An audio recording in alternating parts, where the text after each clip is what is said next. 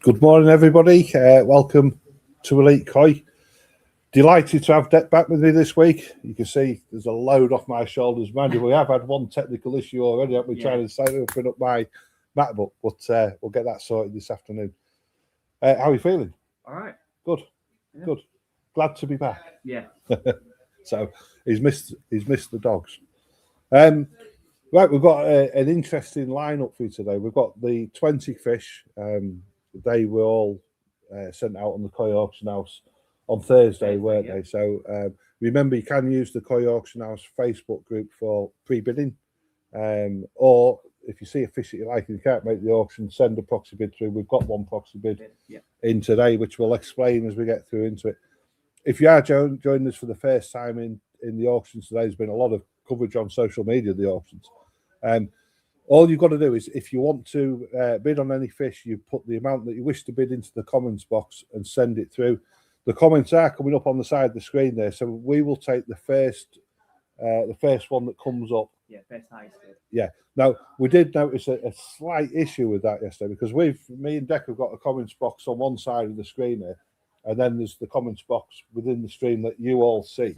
And one bid did come in the other way around last week. So what we'll do is, if ever you think that you're wrong, or that screen is saying something different to what we're saying, shout it out, folks, and then we can base the decision on what everybody can see. That make it nice and fair. Fish are all doing well. Dek's been photographing some fish for the website. We're adding fish 4 a day. Yeah, 4 a day new koi to the website every single day now.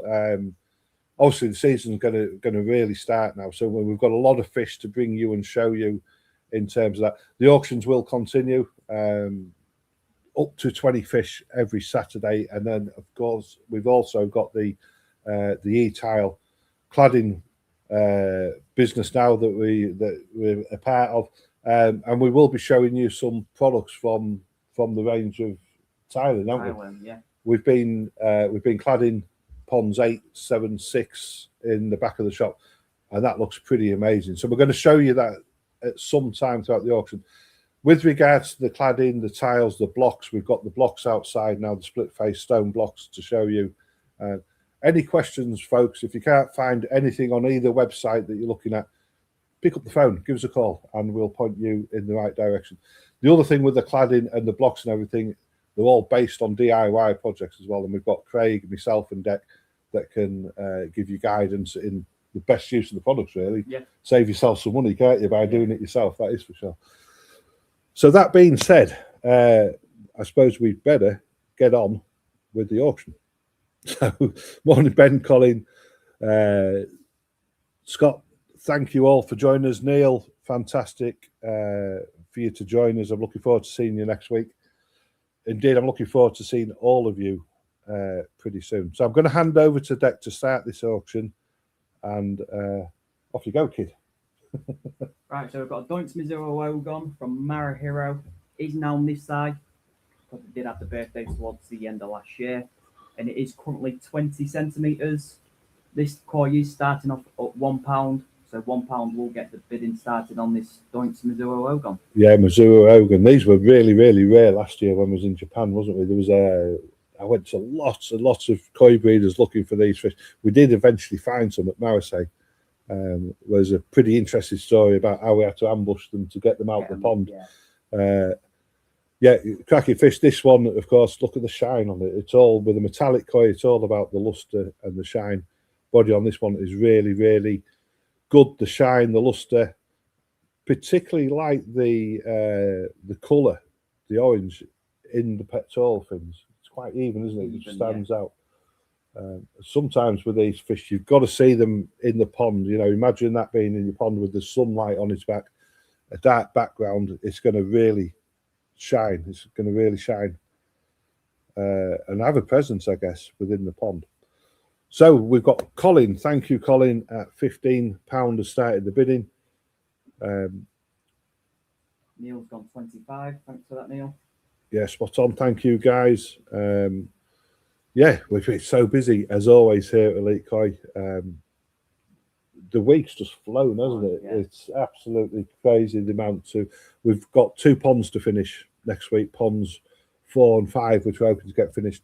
The fish are coming from Japan on the 4th of March. I mean, wow, where did that come from? I know. So we've got to finish them 2 ponds this week, and then we've got all the space that we need for quarantine purposes. If you have purchased a fish from the Japan Live page, or while we were in Japan, then you're more than welcome to come down and we'll show you the koi while it's in quarantine, so you can have a good look at it and also have a look at some of the others and see if we can tease you with some more of them fantastic koi that are coming. So Colin's gone £30. Thanks for that, Colin. So the Japan Live page as well, we managed to get it prominently displayed onto the front page of the website, didn't we? So still lots of fish available in there. Have a look, folks, because remember, when they come back and we do get them through the quarantine period, we're gonna be like getting them settled down. We're gonna actually feed them, aren't they? We're going to take advantage of the quarantine period to get some food inside of them and get them coming on nicely. Once we invest that time and that food in them fish, the chances are the prices are going to go up once they hit the Elite Koi website. So if there's anything there that you like, you probably want to be getting hold of Dek before I get it listed on the website to secure a deal. Yeah. Fair to say, is it? Yeah, it's good to be back, Richie. Yes, yeah. It's good to have him back as well. It's Tracy's got wants the car key. Taking me for a spin. Oh, taking you for a spin. Enjoy the Chinese car. So yeah, well, there's a lot of people starting to come back in now. Food. Matthew's just coming to purchase some food. He was going to get mix, of course. I've said to him, just wait another month on Gold Plus. Just let the temperatures warm. I know they're going to warm up this week, but let's just make sure that they don't drop again before we get carried away in terms of upping the high growth in the food. So this one, 30 quid. What do you reckon? Morning, Edward. Absolute steal at that price. It is a nice fish, 20 centimetre Marahiro. All these fish, if you're coming along, you can spot these. Whereabouts have we popped these? These are in pond 2. These are in pond 2. So if you want to come along and have a look at the fish throughout the week, we can show you where all the auction fish are, so you can have a good look at them. Pond 2. So £30 with Colin. Do you want to do the honours, or shall I do the honours? Let's let this play round one more time to the end. This is your last call for bids. Remember, there is a time delay, whether you're from Facebook or YouTube. Don't wait too long to bid, because once that hammer's down, the decision's made. I think whether it's 10 this week, guys. Yeah, it's fantastic forecast. All we need this now is a bit of blue sky, and that'll lift everybody's spirits, including the fish. I think we're going to see different fish once that sun breaks through. So I'm going to say going once, twice, 3 times, and that one is sold to Colin. Well done, Colin. You know what? I can't see the comment. I'm looking at the comments on the screen rather than putting them up on my screen where I can read them without my glasses. Every day is a school day. So well done, Colin.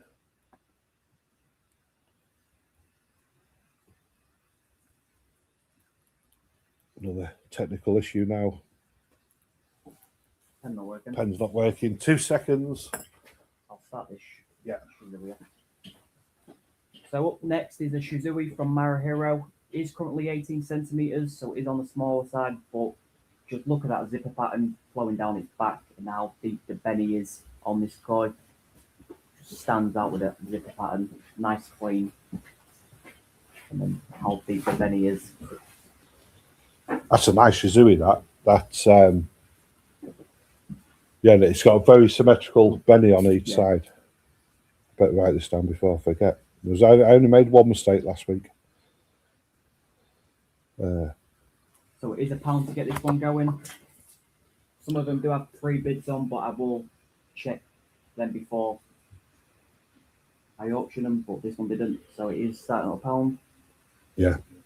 What a beautiful Shizui this is. It's got everything that you really want in the Shizui. It's got that really bright red. It's a Marahiro koi, so we know that his colours tend to develop with age and development as opposed to fading away.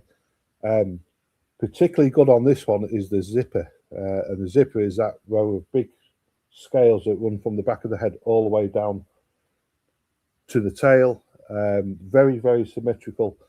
The unusual thing about this one that really does stand out in the pond is that Ginrin shine on some of them, and it really makes it sparkle, doesn't it? So imagine that with the sunlight on. It's going to be quite special. Edward's just picked up on big head shape. You're absolutely right, Edward. And one thing that we do know about Marahiro Shizui, of course, is that they grow pretty well, don't they? By this side, we would expect them to be 30, 35 centimetres.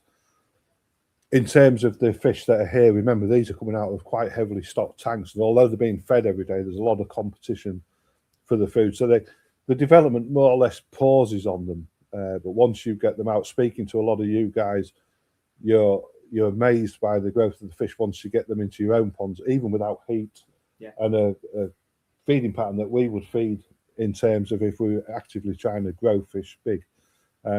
They catch up. When they're with us, they're in pause mode because of the way they're being kept.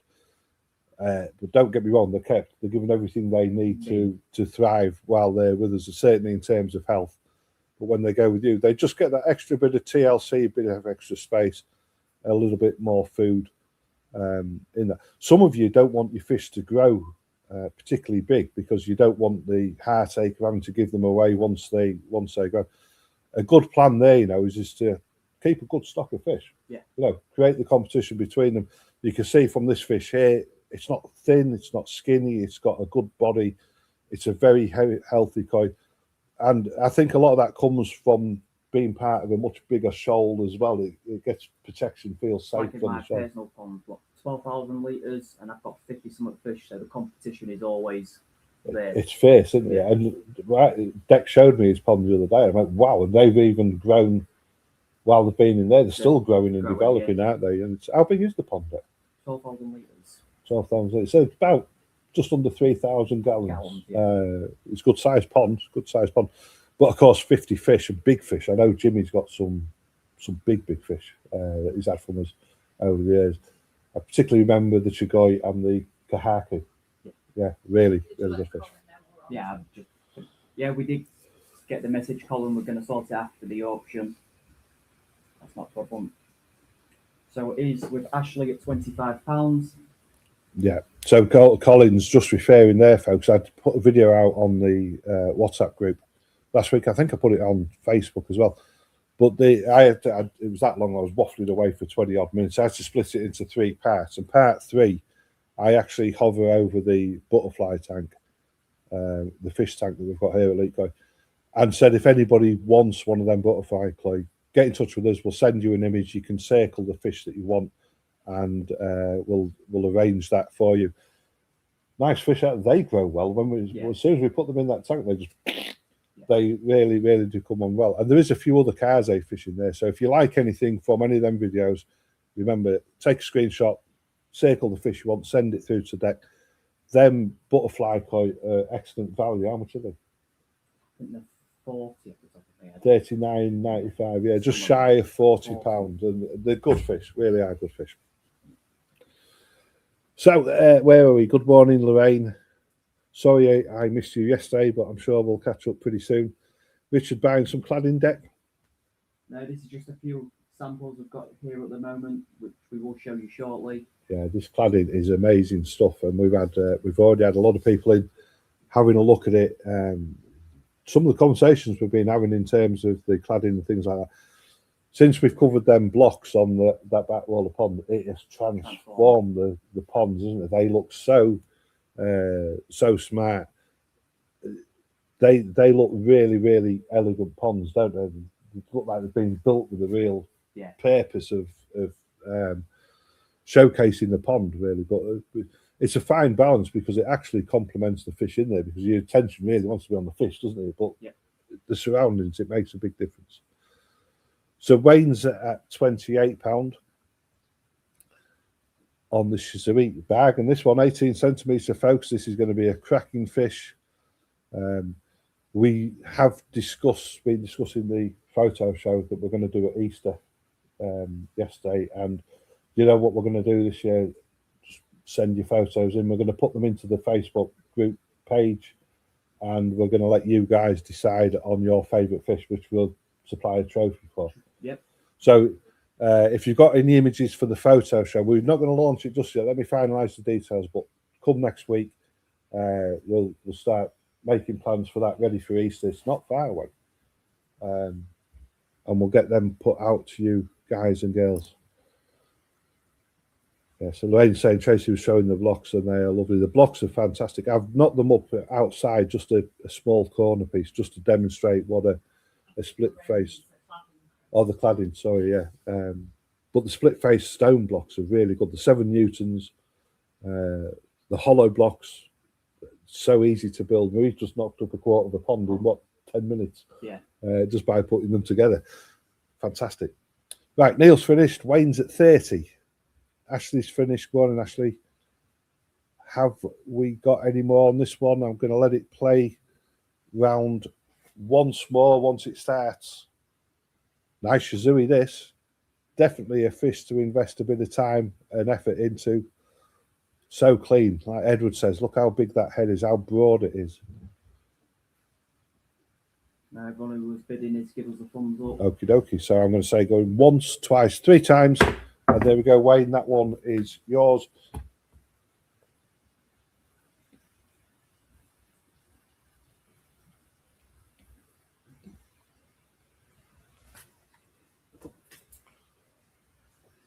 Pick some nice fish out, Dek.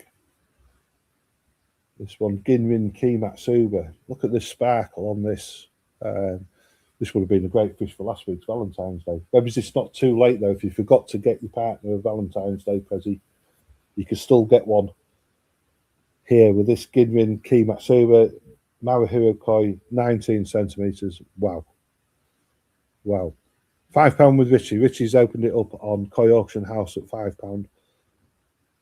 This fish is, the detail of it's pretty good, isn't it? It's pretty exceptional. The quality of like the scales, the colour, the Ginrin, it's strong.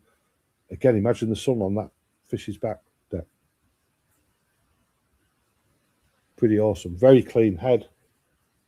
Yeah, it was a bit of a nightmare to photograph, but once I got it, yellow fish, isn't it? Yellow fish. Yeah. Yellow fish and the Zagis. What was the Shizui like? Did that behave at all? First take, yeah. So Shizui's, I tell you one Shizui that you should all have a look at. It's the first one I've seen. We were up at Satoshi Tanaka, Ikuashi Izumi, looking for some Yuki Azagi. We had a lot of requests in for Yuki Azagi. Yuki translates to snow Azagi, and all it is, it's a white fish rather than a blue fish with Azagi. In the pond, I often think of the Shizui as being a Deutz or scale as Azagi, same colour pattern, same style, in terms of them big scales on the back of blue or darker in colour.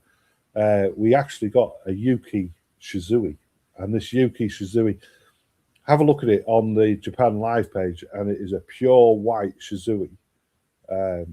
It's a beautiful, beautiful koi. I've never seen one with such a white body before, but it's clearly not a what do they call the other ones? Koisu. Yeah, it's different. It's a different shade to the Koisu. So Yuki Azagi on the Japan Live page. Check out you can search for it on the website. Just put in, what did it list as a Yuki Shizui, yeah. Yuki Shizui, yeah. And if you can't find that, look for Ikuashi Izumi and you'll see a picture of it there. There is a video with all the images as well, just like in the auction. Back to this one, Edward Naylor, £31. £31. No, you don't need to register, Kenny. I think what had happened is we'd put sold and then your bid came in after on the previous fish, so it did get missed because it had already sold. Yeah. So don't leave your bidding until last minute. Yeah, it's very, very hard for us to. It's impossible for you to predict when we're going to end the auction because of the time delays, and of course, it's different from Facebook and YouTube. There tends to be slightly better quality from YouTube, but a slightly longer delay as opposed to Facebook. You can always check out the fish in the Facebook Koi Auction House group throughout the week, and you can put your bids on there as well, because as Dek brings them up today, he always looks to see if there's any bids that's been placed on them early on. Don't leave it too long, folks. If you want a fish, then certainly don't leave it too long. So, where are we? Ashley's gone £35. Thank you, Ashley. The only other thing that I've really changed it in terms of last week's auction is that when we say with the fish from today's auction, you've got the contact details to pay for them at the bottom there. We will send you an invoice so you can phone up and pay over the phone for the fish. If they're not paid for, if we haven't heard from you by the Friday evening before the next Saturday auction, your fish will be re-auctioned. So you lose your right to that koi on the Friday if it hasn't paid for, or indeed if you haven't contacted us. So if there's ever any problems, don't be afraid to contact us and we'll come to some arrangement for sure. So Richie's finished. Thank you, Richie. Edwards at 41. Matthews bidding. Ashley still bidding. You'll notice, guys and girls, that when somebody's finished bidding, they'll give me a thumbs up and just to let me know so that I can rule them out confidently. You can always come back in if you change your mind, of course. So £45 with Matthew.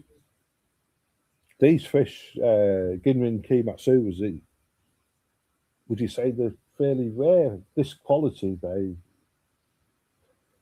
last season you didn't see many of them. No, and they so scarce to find. And the Kimatsubas was really, really popular, wasn't they? Yeah.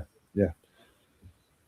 So Richie, I'll sort mine out later, don't we? Richie, you gave us a call. I know you was busy having a meal, enjoying yourself last week. So, but thank you for keeping me informed. That's all we ask, really. We can't ask any more. Matthew's gone £50. Ashley's finished. Thank you, Ashley. Edward's gone at 51. Edward likes the look of this one. You've got a really nice Matsuba effect, and the Matsuba effect is if you look at the scale pattern just at the back of that smooth head, you can see black, or what we would call sumi, sitting within each individual scale. That's the Matsuba effect. Any Matsuba, you'll see this effect growing and getting stronger as the fish develops, but it becomes more hypnotic as the fish grows because each scale grows, and then your eyes focuses in on each individual scale. It's a beautiful effect on any fish, the Matsuba effect, but certainly on the back of a very strongly coloured key or yellow fish like this one, that is something else. I could just see the sun sparkling off that. It looked really, really good. So Matthew's gone 55. Good morning, Jane. Thank you for joining us.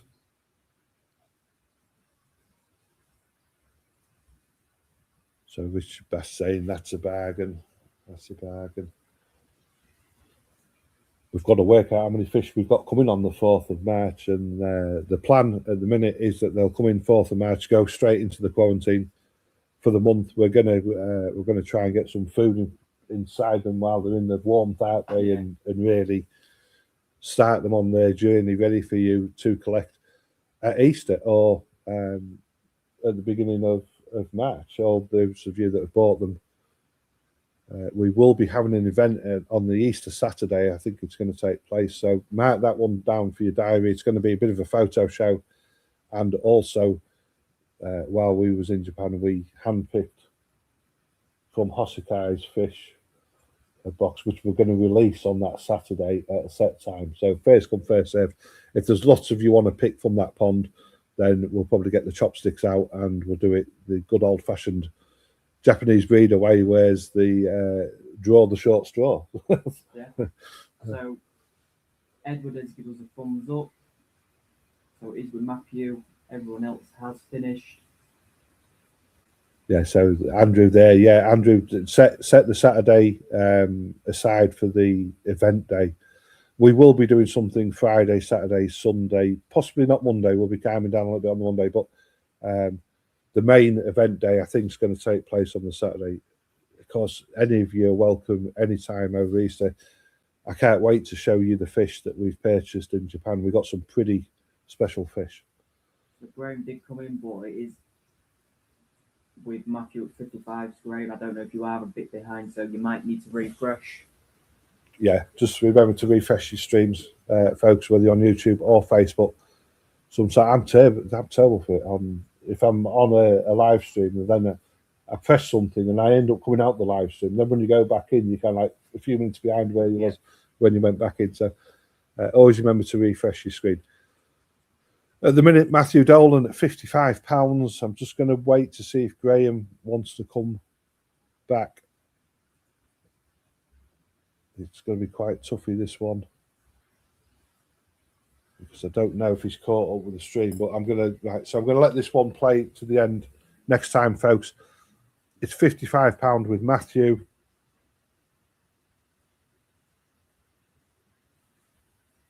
There we go. It's at the end. I'm going to say going once, going twice, going 3 times, and that one is sold to Matthew.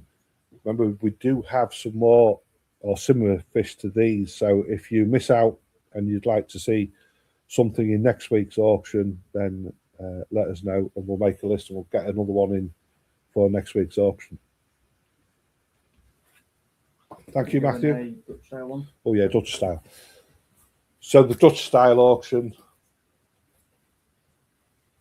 the way this works, if this is the first Dutch style auction that you've been in, I'm going to start this fish at a set price. It's then going to drop until either somebody types mine because they want it at the price that it's been displayed for at the time, or I remove it from the auction. So this week is a Karashigoi. It's from Marahiro. This is it's coming into its second year, this fish. It's at 30 centimetres.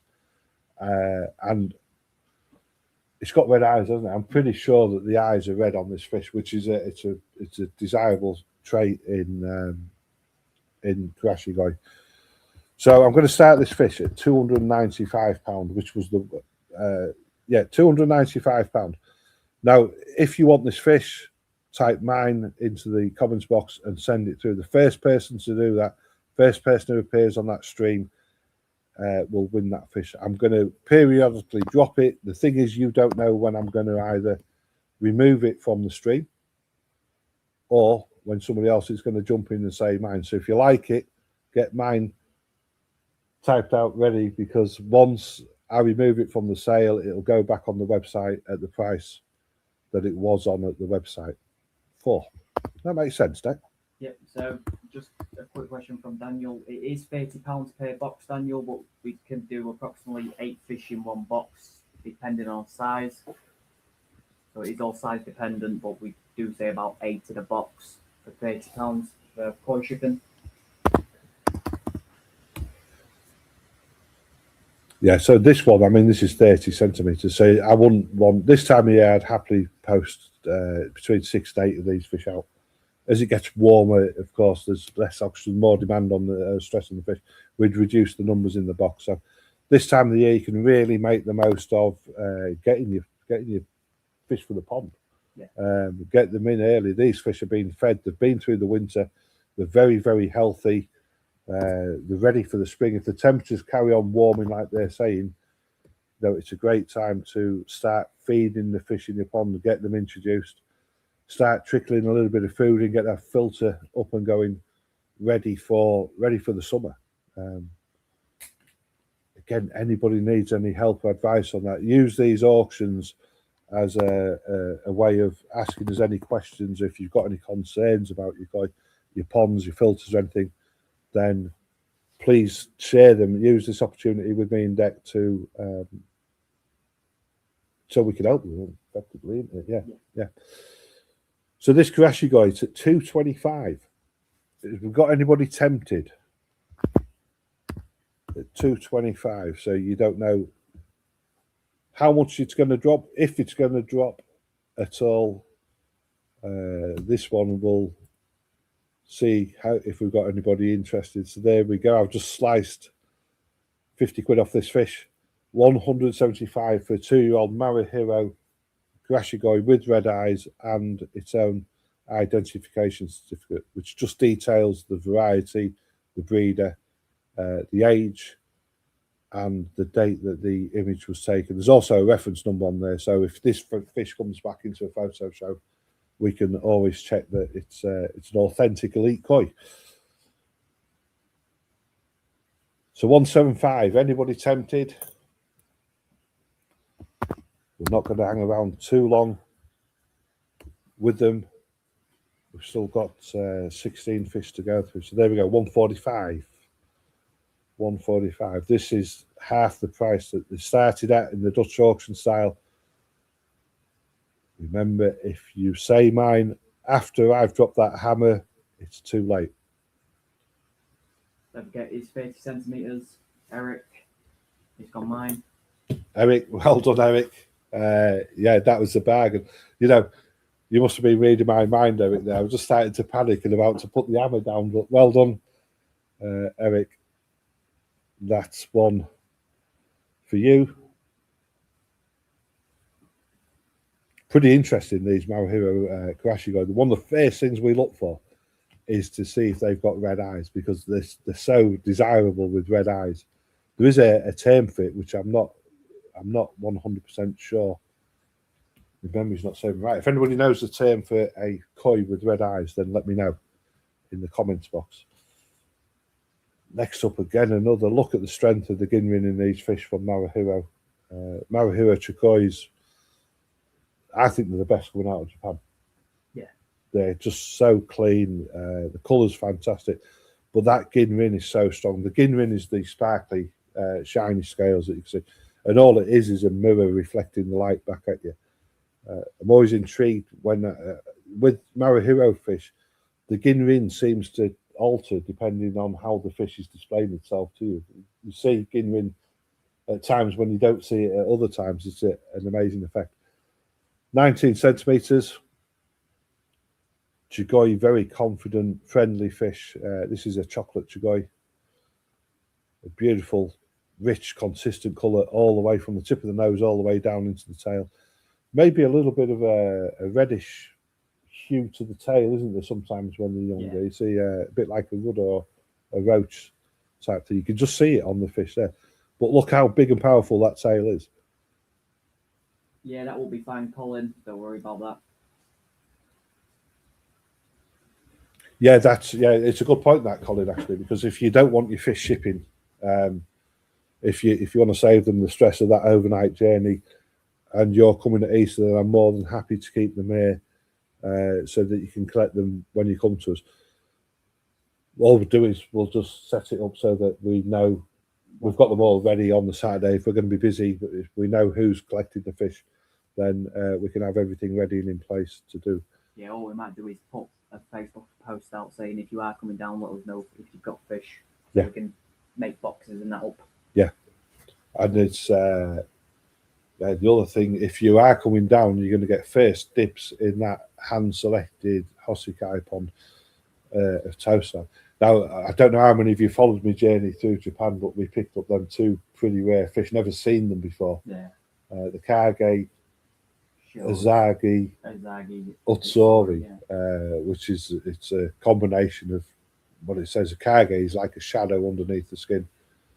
The Azagi, it's got the back and the red Kanoko effect of an Azagi, and the Utsori is like the Shirotsori, the thick black bands of sumi wrapping around the body. Amazing koi. And when I did this hand selection, I had a good look to see if there was any in his toe side. I couldn't see any in the toe side, but I know that there is cargo utsori amongst the fish. And there was also Becco in there. There was quite a few Beccos that we managed to pick out. Just Shiro Beccos, just black and white Beccos. We haven't identified any key or Aka Beccos. They're pretty like hen's teeth, them fish, although we are always looking for them out. Yeah. So Ashley's gone 27 on the Chigoi. Surprisingly, the only time we've actually seen Aka and Key Beccos is through the toe side mix. Yeah, it's amazing, isn't it? The first one that we had, it was a Naka Becco, and then it turned into a Key Becco while it was being overwintered here, didn't it? Storm, the photo showed that fish, a beautiful fish. And then I saw another one at the All Japan Goi show in Tokyo, the second Key Becco that I'd ever seen. And then when the Marahiro mixes came, you spotted one, didn't you? Yes. So the three Key Beccos that I've ever seen, two of them have been through Elite Koi. And then we did have the Ginrin one as well. Yeah, that was from Yugenji, wasn't it? I remember that fish. We weren't sure whether it was an Akabeko, Ginrin Akabeko, or if it was a Ginrin Hiotsori. But the Sumi didn't develop in the head, do we? So it's beautiful fish. Did you manage to get any Kigois in Japan? I did. And I don't think these have been advertised or shown yet. I got two.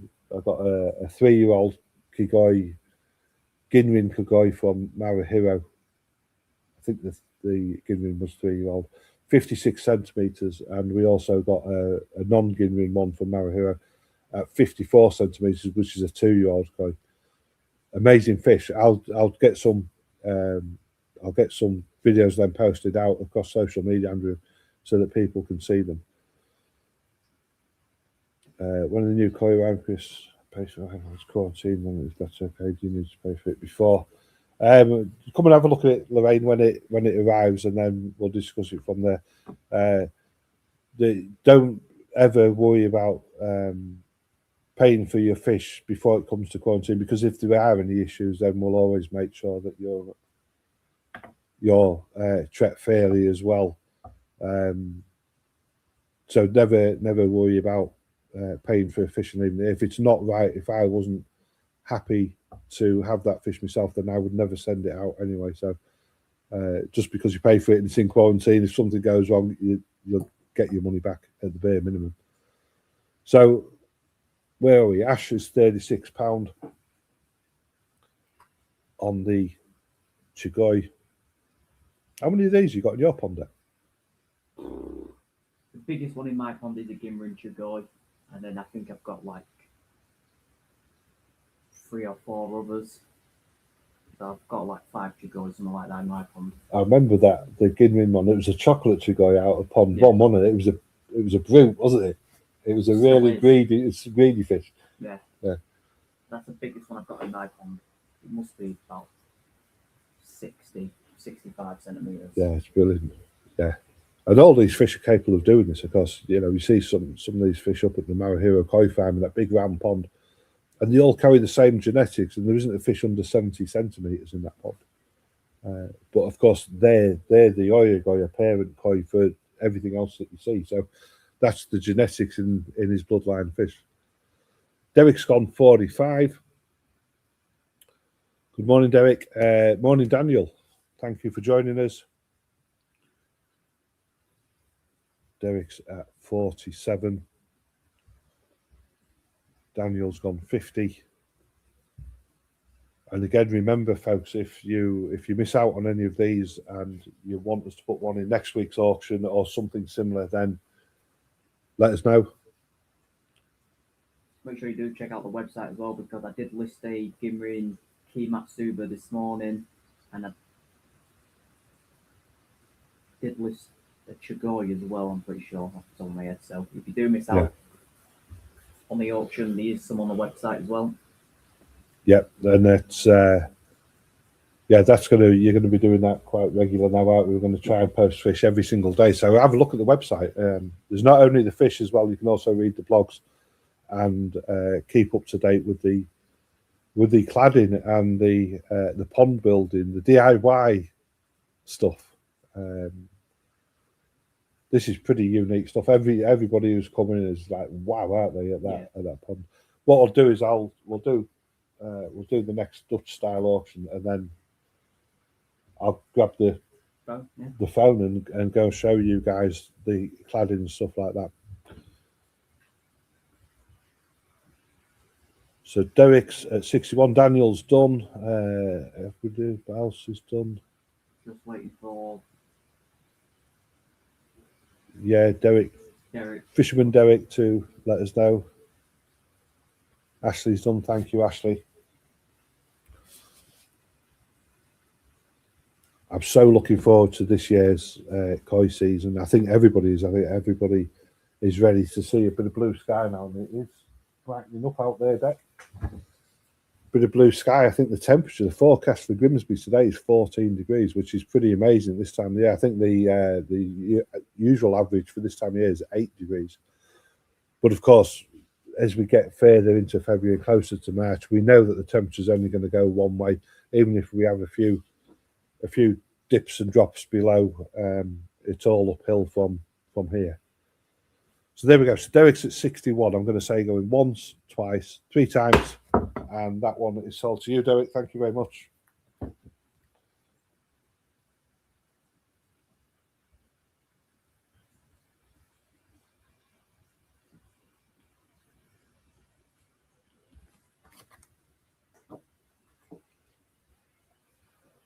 Ginrin Kimatsu again. You know, the strength of the Ginrin. You've got to believe me when I tell you about these. The Ginrin and these Marahira koi is insane. It's so strong. And when you're looking at Ginrin, you know, you want to see it running all the way into the tail of the fish as well. It's solid looking down that near side on the video now. So it is with Richie at £5. Yeah. So Ginrin Kinmatsuba from Marahiro, currently 17 centimetres. And these things grow as well, don't they? Yeah. You can see. Look at the solidness of that body. It's perfectly aligned. The pet fins are beautiful. The way that it holds them out. It's a proud fish, definitely for sure. But look at the strength in them shoulders, and even towards the back of the body, around the midsection, it is strong, isn't it? It's broad and wide. Trying to see if I can see a face in the head. I can. So Ginrin Kinmatsuba. Kinmatsuba, really, it's a Ginrin orange fish. It's got the Matsuba effect, so you can see the darkening starting to appear within the scales. The other feature of a Matsuba is if you look at the backbone between the head and the dorsal fin, you'll see a crisscross of gold. That is the fucrin, that is the border of skin that surrounds each black scale. And as I say, as the fish grows, it just gets better and better and better. So Neil's gone £10. Thank you, Neil.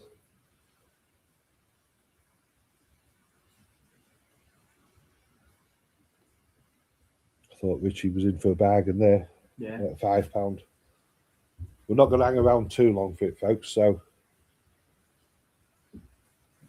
Richie's gone £12.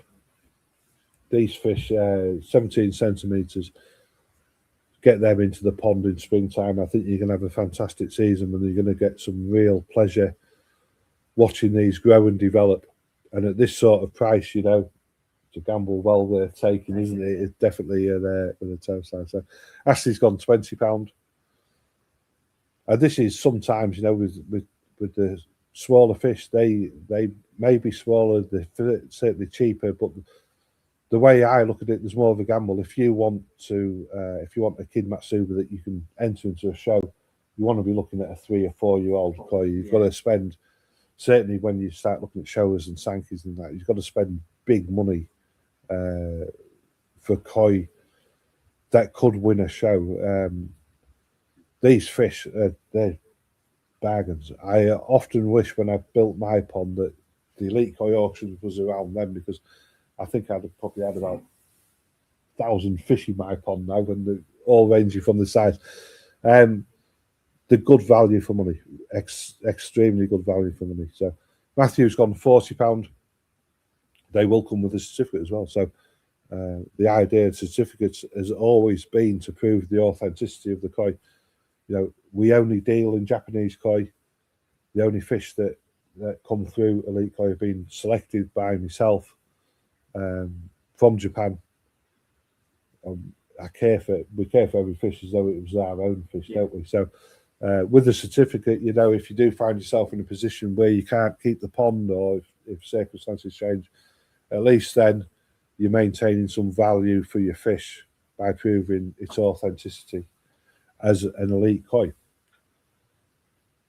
So Matthew at £40. Ashley's finished. Neil's finished. I'm going to say going once, twice, 3 times, and that one is yours, Matthew. Well done.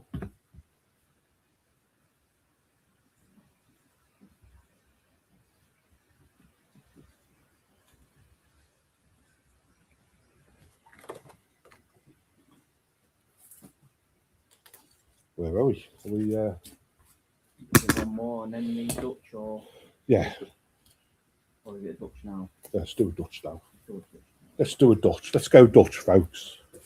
I don't know where that saying came from. So next up is a shower. This is a Marahiro shower, 22 centimetres in October. These fish have really, they're coming on really well. They're in pond 1. As you come into Elite Koi, on the right-hand side, there's a big long pond, which needs cladding. Yeah. And there's some fish in there. And these fish, when I came back from Japan, I could see the change in them over that 2-week period that was in. They're starting to go. And Marahiro showers are pretty good. We've done grow outs with them before, and the fish they've been exceptional, I would say. The traits of Marahiro fish are, better start it off, haven't I? So this one here, sorry, I'm pressing the wrong buttons now. There we go, 175. So we'll start this one at 175. The characteristics of a Marahiro shower, there's 2 there I can see instantly. One is the brightness of the benny or the red on the fish, and the other one is the lacquer effect, or the really luxurious effect of the sumi. Sumi translates to ink, and obviously it's black. I think it comes from the kraken squid. We had this conversation with Neil last week.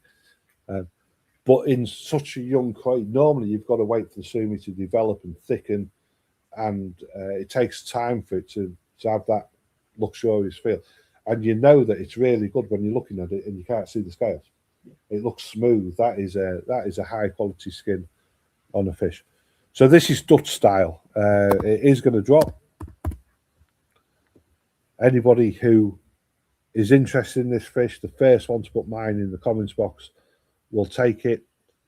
This fish can stay with us until the 31st of March, which isn't that far away. What is it, 6 weeks away?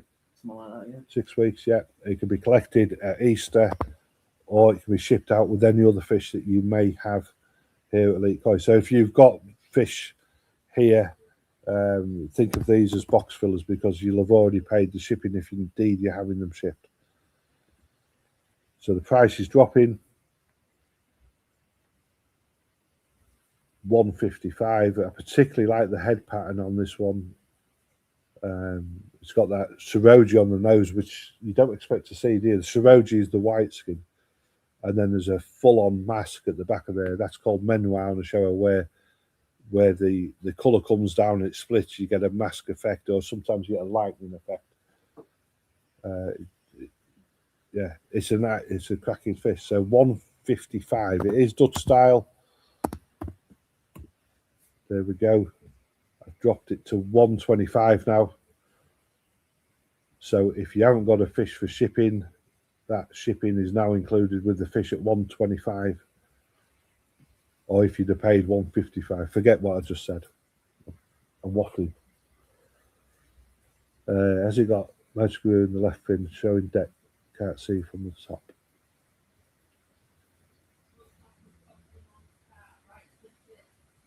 Yeah.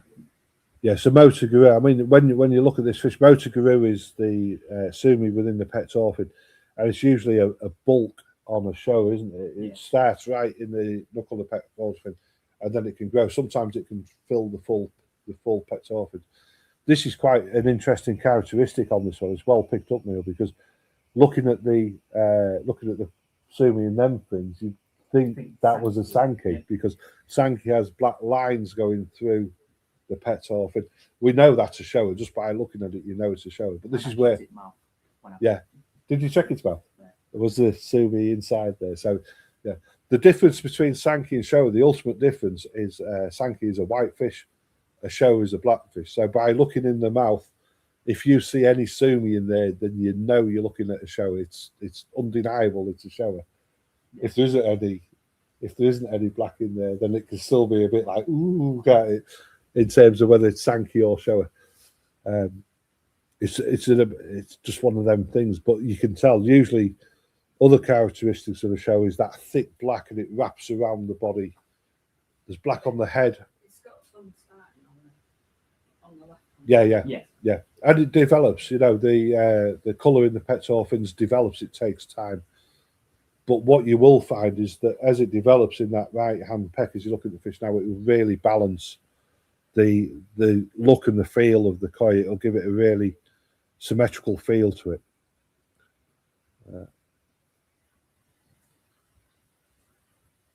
Yeah, Ashley, that's absolutely fine. You know, we're quite happy as long as I know what's happening. Then, but thank you for letting me know. Yeah, we'll make a note of that.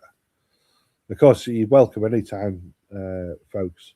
We will just continue to say, if you are travelling from away, just please double check that that one might get a snatch off. Please check that one of us is going to be here. We've got a lot of appointments, a lot of external pressures on us at the moment. If we know that you're coming, then we'll make sure that somebody's here to see to you or to welcome you. That's a nice way to put it. 95 quid, folks. Don't leave that one too long if you want it, because I'm already kicking myself for dropping it to £95. £95 from a Japanese koi, fully quarantined with its own identification certificate, is nuts. So mine in the comments box if you want that. I'm going to let you know I'm not dropping it any further. That is the final drop on this fish. I'm going to let it play till the end. First person to put mine in the comments box will get down and we'll secure it. Remember, once that hammer falls, the deal's gone forever. £95. Once, twice, 3 times. Oh, there you go, Matthew. You came in just in time. Matthew Dolan, that one is yours. So, well done. You've saved yourself 50 quid on the price of that koi. And, of course, it will remain with the others at the moment until the end of March as well. So, well done.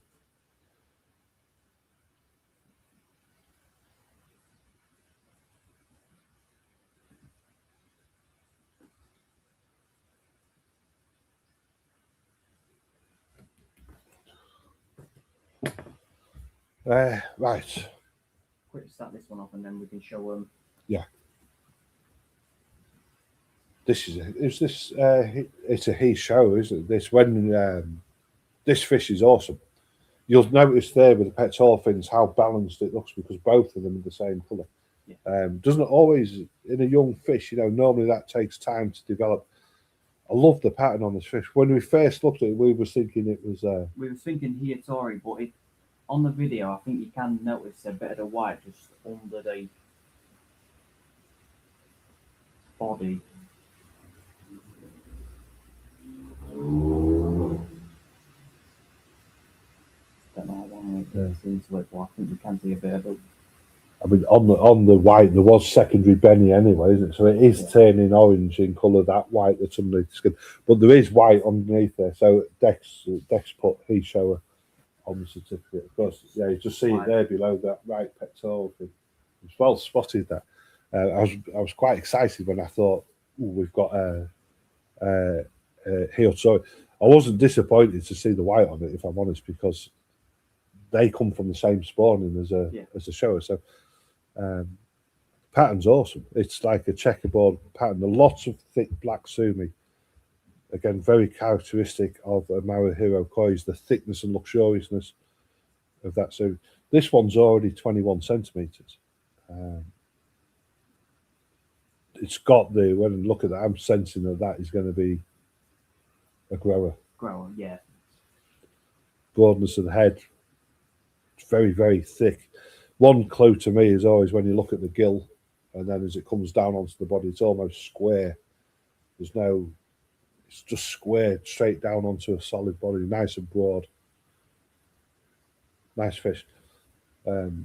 Showers are bred with the Japanese koi breeders trying to create the illusion of strength and power. And on this one here, you know, if this has come from a shower spawning, it's got that presence, hasn't it? Yeah.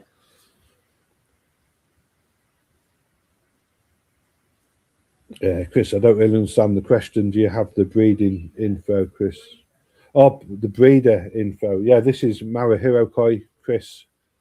21 centimeters.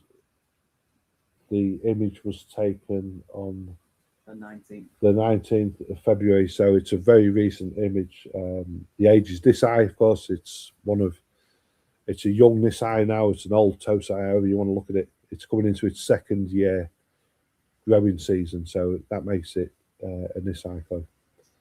Parent sets,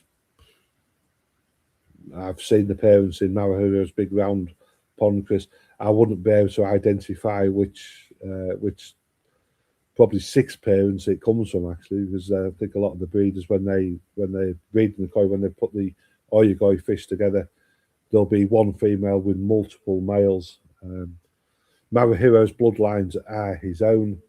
They're not fish that he's brought in from elsewhere to breed from. So he's not importing bloodlines. They are all of his own bloodlines. I think he may have used some of his father's. You know, his father had something to do with the Indonesians, and we spoke about Hiotsuris coming over after the war and how bright they were. Something to do with the Indonesian and the emperor, but that was a long time ago, that conversation. So Andrew's gone £48. And I guess the other thing as well, you know, when you're looking at £48 for a young, good-looking koi like that, what does it matter what the parents are? Yeah. It makes absolutely no difference whatsoever whether it was one of my fish or one of Dek's fish. It's a beautiful, strong, good-looking koi. I'd be extremely proud to have that in my pond, even if I didn't know who the parents were. So Richie's gone £50.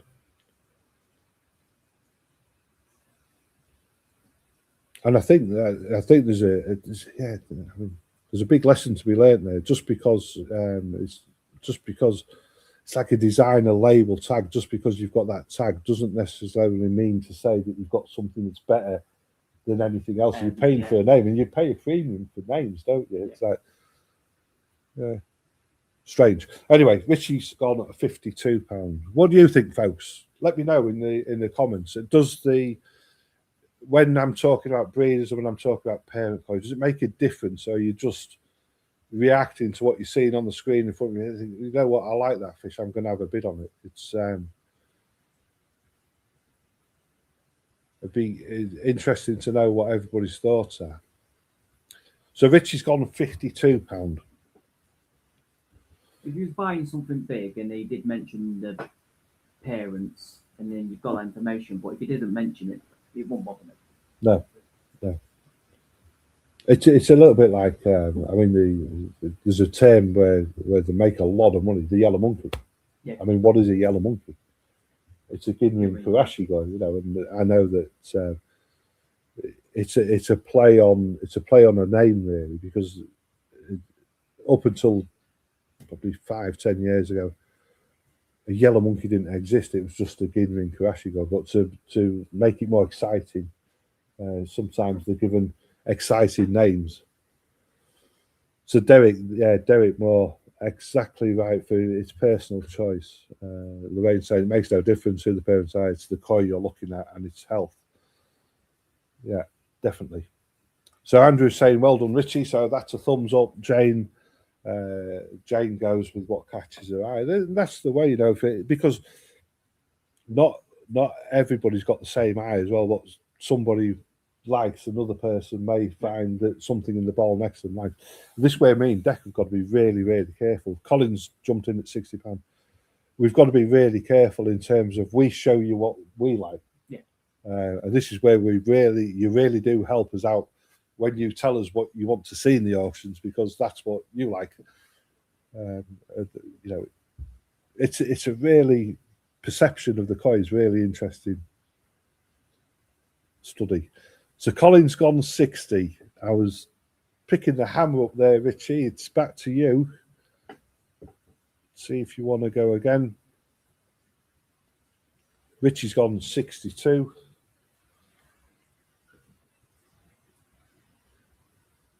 Yeah. So I wasn't at the shop yesterday, and I'm assuming that 50p didn't get put in the kettle meter, did it? It's been on all day today, is it, Dek? Not too sure. I was just busy photographing 50 fish yesterday, so. Oh no, I've just had a death stare. Colin's gone £65.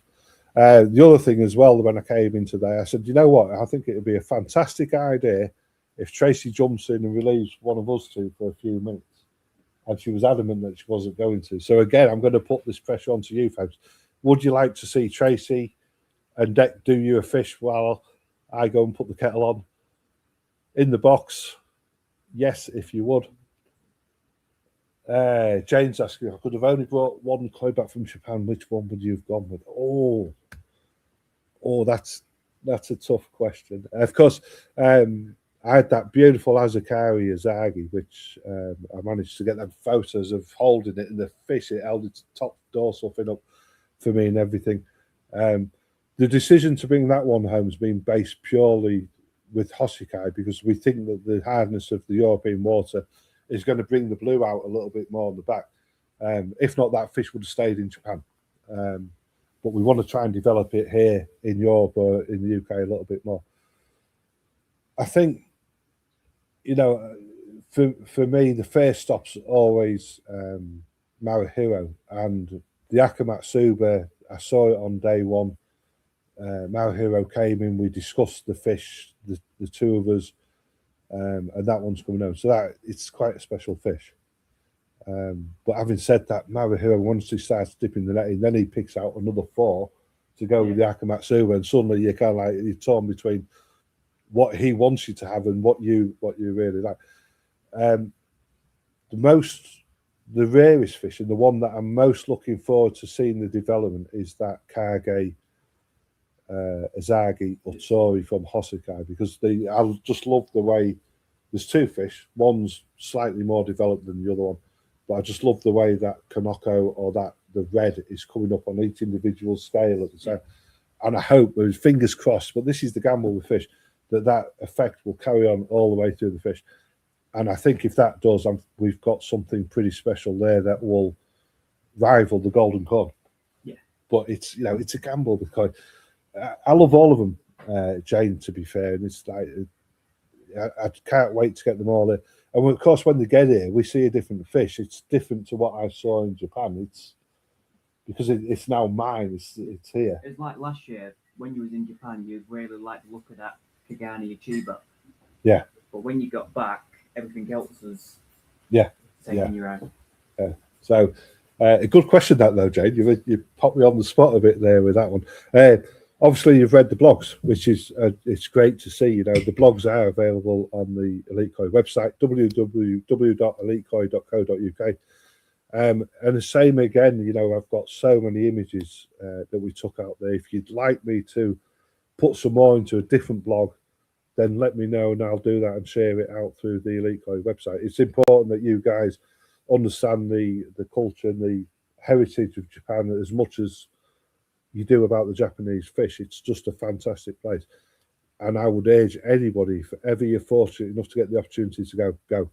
Don't even think twice about it. Even if you don't go to a koi farm, you've got to go and visit that country. So Colin's gone £80. Richie's give us a thumbs up. We're just waiting for Gary to come back. There you go. Just managed to shame Tracy into making a coffee. Keith would like to see you do a fish. Lorraine would. Jane would. Tracy, you listening? We'll get her on in a minute. I'm too busy making coffee. Too busy making coffees. So, yeah. Colin at £80 on this beautiful he show. I've lost track of the fish now. I don't know where we were.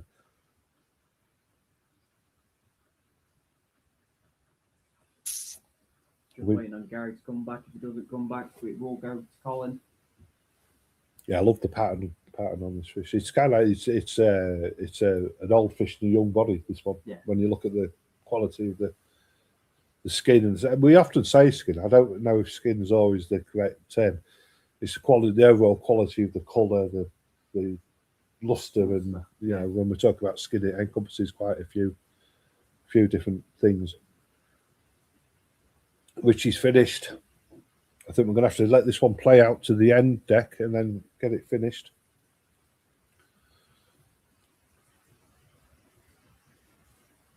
Nice find. So that's in pond 2. And of course, even if the fish are sold before they've gone, you want to come along to an eco and have a coffee, you're more than welcome to come and have a look at all the fish. Even the sold fish are there. The only thing we won't do, of course, is we won't start netting sold fish out to bowl them to show you, but you can see them from the tank top.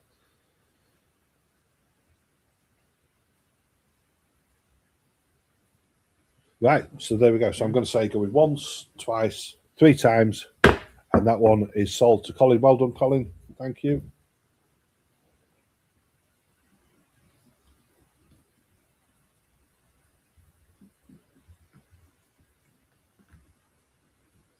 He's a happy boy.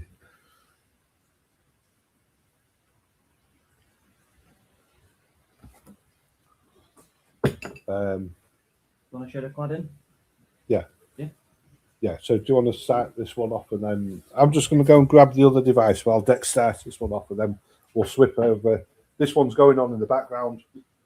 So we do have a Yamabuki Ogon from Marahiro, currently 19 centimeters, and this one is starting off at £1. So it's £1 to get this one going. So while this one is playing, Chris does have some cladding to show you, so we'll put him up on the screen.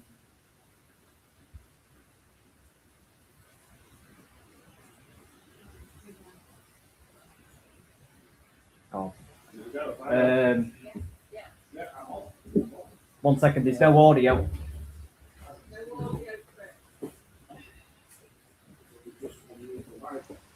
There we go. Hopefully you can hear me now, folks. So this is the ponds. Many of you will have seen this, certainly before I went to Japan. We got these 2 ponds to finish off before the fish arrive, just to give us all the space that we need. We finished this one last week. The fish have only been in here for about 4 or 5 days. Fantastic way of getting a pond up and going is we've used Easy Pod Autos on all of these systems for a couple of reasons. One, it ensures that the cleaning routine is followed through regardless of what's going on. And we know we can walk away and these fish, this filter is going to be, the routines are going to be kept as good as anything with the Easy Pod Auto. The other thing is we've added the Sage filters. Now we've had a bit of, this was a bit of a headway because obviously the cleaning valve is all the way over there and the shut-off valve. So we put non-retain valves in and we've actually extended the drain pipework. The camera's wrong way around, but we've extended the drain work all the way down here and onto this valve here. So when we want to clean that Sage filter now, we turn the pump off, open the valve, listen until it's stopped letting air in, then that it's empty. We then shut that valve, put the pump back on. The Sage is cleaned. We can do that once a day or as much as we need to, really, to keep the pond water nice and clear. Sage and Tempest really, really good at removing the fines from the water. So if you haven't got one and you want to come and look and see how ours are all fitted up and done, then please do so. Remember, this is a new pond. This pond only had the glass and the liner put in less than a week ago, and then the fish have been put in there. 50 fish in there on a brand new filter. The secret to getting this up and going so fast and avoiding new pond syndrome is that we've used mature media from one of our bigger nexuses to kickstart that filter. So fish go in, they get fed as usual, as normal, and then we put mature media in there after the fish, because that way you've got a food source for the bacteria and it doesn't die off. But these fish are looking pretty good. They'd had no interaction with humans, or very minimal, until they came into the shop. And look at them now. They're as mad as all the other ones. These are the other auction fish in Pond 7 from the previous weeks. You see, they're just mad. They're all they do to do these fish is eat. Harvest of Excellence koi in this pond, doing really, really well. The average was about 20 to 21 centimetres when we started off on this grow out, the Harvest of Excellence grow out. Fish are now probably 25 to 28 centimetres, but look how healthy they are. And they haven't been overfed. One of the biggest problems that we find some people have is overfeeding the fish, which, you know, we've got to manage that diet for them. This is the cladding. I'm so delighted with this cladding. This is called the Granada Volcano range of cladding. What you'll notice about this stuff is the corners interlock, so there's no need to space this cladding or anything. The corners come, you just put them on and they interlock and they're all seamless, so there's no pointing, there's no adhesive to put in between the blocks. They just go straight on and they're seamless, so it just looks like a proper brick wall. On this wall here we're looking at probably about 8 square meters to do all that wall, including the corners on it. It transformed the pond. Look at that. When you look at the blocks laid flat, you know, I'm so happy with this. Every time we come into the shop now, we're confronted by this and that. It's wow, it's like having a brand new shop. So that is the Volcano range of cladding. If anybody wants it, go over to the E-Tile website. If you can't find what you're looking for, just pick up the phone, guys. Either phone us at Elite Koi or phone us on the E-Tile company email contact, and we'll get you sorted. This one is called. Do you remember what this one was called? It's on the box, in it. We wrote it on the box. Yeah. So this is Weathered Castle Stone. Now, anybody who followed my blog in Japan last year would know that we went to the gravesite of the 47 Rowan, and I love that style of architecture and that type of stuff in Japan. I think it gives you a real Japanese feel, certainly here at Elite Koi. So we've got this box of cladding here, and this is how quickly it goes on. The 3 pieces at the bottom there are loose at the moment, and it is literally get your mortar on. That will sit on top of there, and then your next one will go on top of there. And look at the finish. I've just sold it there. That's it. If the mortar was on there, that's now stuck, and that's how quickly you can clad a pond. It's pretty amazing stuff, isn't it? I'm going to show you the corners now. Let me just take it down because it's not stuck to the wall, so it don't fall off. But if I was going round the corner with this cladding, one side there, that side sits on top like that, and you've got a jointless corner. It's so easy. It's so fast. It's so easy. This one you get half a square metre in the box. I think did put the price on. It's £70 per square metre, so it is one of the more expensive of the range in there. But it covers fast and it's easily doable. We've got these 3 styles here, the cladding. Exactly the same again, you know, with this stuff. That is just a straight piece of cladding. If you're going round the corner, though, there's your corner piece. So this could go around garages, buildings, walls, whatever you want to do it. It'll instantly transform your house and garden. We've got everything here. We've got the adhesive We've got the trowels, everything that you could possibly need. Come down and have a look, folks, and we can even show you how to fit it if you want to do it yourself. Yeah. And just quickly before we finish the auction, these are now the blocks that we're supplying to build your own pond. Me and Dek put both these corners up within about 2 minutes this morning, and it is a 9-inch hollow block together with the copings. The beauty of these is the pond's already clad, so it's a split stone face block. It's coloured all the way through. That's it, you don't have to clad that. So once you build up out the ground, you put your patio up against there, no cladding, coping straight on. Done. Again, come down and see. These products are making DIY pond builds. Even I could build a pond now. Yeah. So, yeah. Brilliant. We will keep showing you this.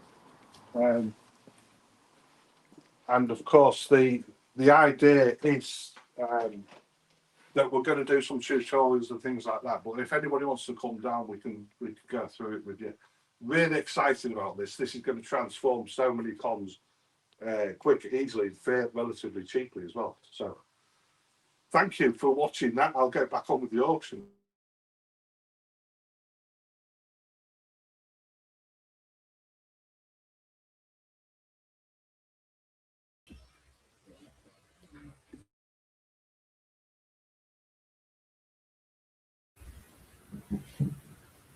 So we are back with the auction, guys.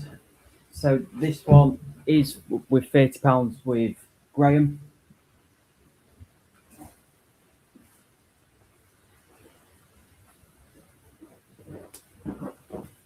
So we've got lovely Yamabuki Ogon from Marahiro, currently 19 centimetres.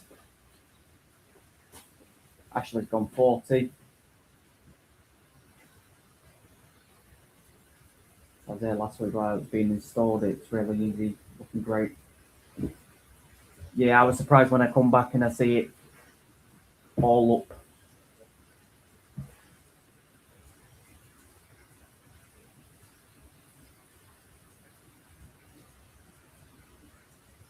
For Yamabuki, currently 19 centimetres from Marahiro.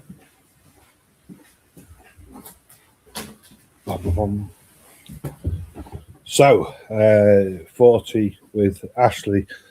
Charlotte, can you just give the shop a quick call, please, and speak to Tracy? The numbers there at the bottom. Remember, folks, if the once we do the auction now, if the koi hasn't, if it's not been paid for by the Friday, it will be re-auctioned the following Saturday. So this one, Ashley, is at £40. Yamabuki Ogun. Yeah. Now here, it's nice fish, isn't it? The colour's very, very delicate. The yellow. Yeah, it's a lot lighter compared to some of the Yamabukis, which is usually quite deep yellow. And the with the Yamabukis, I tend to find that there's two shades, isn't there? There's almost like a mango-y style, and they tend to be a little bit more orangey when they're younger, and the paler ones turn out to be the really beautiful, more lemony coloured ones. So Ashley, at £40, Yamabuki. Do like a Yamabuki. I always find when you've got these in the pond, it brings out the colours in the other fish. Yeah, so yeah, thanks for that, Charlotte, and then we'll just keep the auction going for a couple of minutes. It's with Ashley at £40. What do you think to the cladding, folks? Let me know. Is it something that you would consider doing on your pond? I nearly bit the bullet. On average, we build 6 ponds before we stop building them. Last year, I'm on number 6 pond, and last year I was so tempted to redo my pond. It's been up for 10 years. You know, it's been a feature. It's a beautiful pond, but it needs updating. It's like everything else in life. It's it needs freshening up. So I'm going to refreshen that pond. I'm going to have a brand new pond, but without the hassle of having to dig another one and Yeah. block it up from start to finish and all this. And if it lasts another 10 years, then wow, that's pretty amazing. So does Cladding stick to timber sleepers? It doesn't, Chris, but what we can supply as well is a cement board, a 6mm cement board, which you would then screw into your sleepers, and then you've got a perfect, nice, smooth surface to apply the cladding to the sleepers. One of our friends has been in this week, and they want to transform their sleeper pond with the same cladding that we've used on the ponds there. And it's like he said, we spend all that money on the fish and the filtration and things like that. And then when you're looking at a sleeper pond, if it suits you at that time, but you could make that the absolute wow, look at that feature in the garden by using a different style cladding, coping, transform the pond. The other good thing about it as well is there's a waterproof spray that goes on top of the cladding. That will also protect the sleepers from the elements on the outside, because sleepers, they don't last forever. So you can protect them by using the cladding as well. Keep the weather off them. Your sleeper pond will last a lot longer. Richie's just saying shame as he has sleepers. Again, we've got the cement board there, and some of our ponds, some of our pre-made ponds, we are going to clad up so that we can show you how easy it is to do. And then once they're clad, now I've got my videos and bits and bobs, I'm going to sell them, including the cladding. So easy. Even I could do it. And believe you me, if I can skive away from a bit of graft, I'm the skiver. Ashley's gone £50 on this one.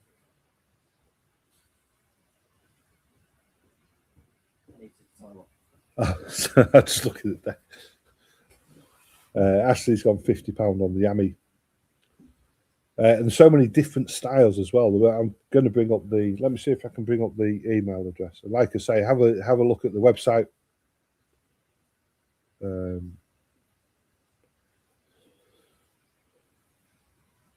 Let's just see if I've got you see, just scrolling across the bottom at the minute. If you search e-tile, or it's e-tile.co.uk. There it is. There's the email address. Have a look at the ranges. Not everything's listed at the moment. If there's something there that you want that you can't find, then contact us either on that email address or indeed Elite Koi. Or if you're a member of our community, you can WhatsApp Elite Koi directly. We can do your videos and all sorts. Let me just come back onto the comments. So, yeah. So, and this is the cost of shipping on the cladding. This is something that we're looking at. It is quite expensive because, of course, everything's shipped out by pallet now. The manual handling legislation has changed. It's not as easy to ship things as what it used to be, and of course, in terms of the credit crunch and everything else like that, a lot of the margin for these products has been absorbed by the manufacturers, where before they would have maybe offered a cheaper form of shipping. They can't do that anymore because they're trying to keep the cost of the product down low.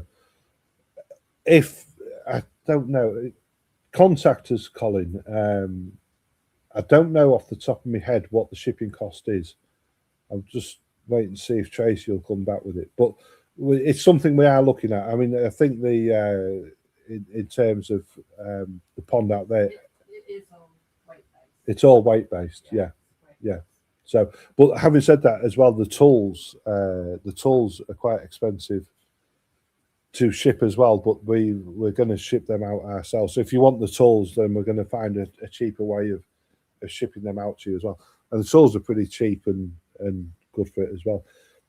My intention is to do packs. So if you've got a sleeper pond 8x4 meters, then I can supply you a pack with the cement board, the adhesive, Yeah. the tiles and the copings, whatever suits your purpose. We'll just send that out to you. So I'm really excited about this. I think it's a fantastic thing.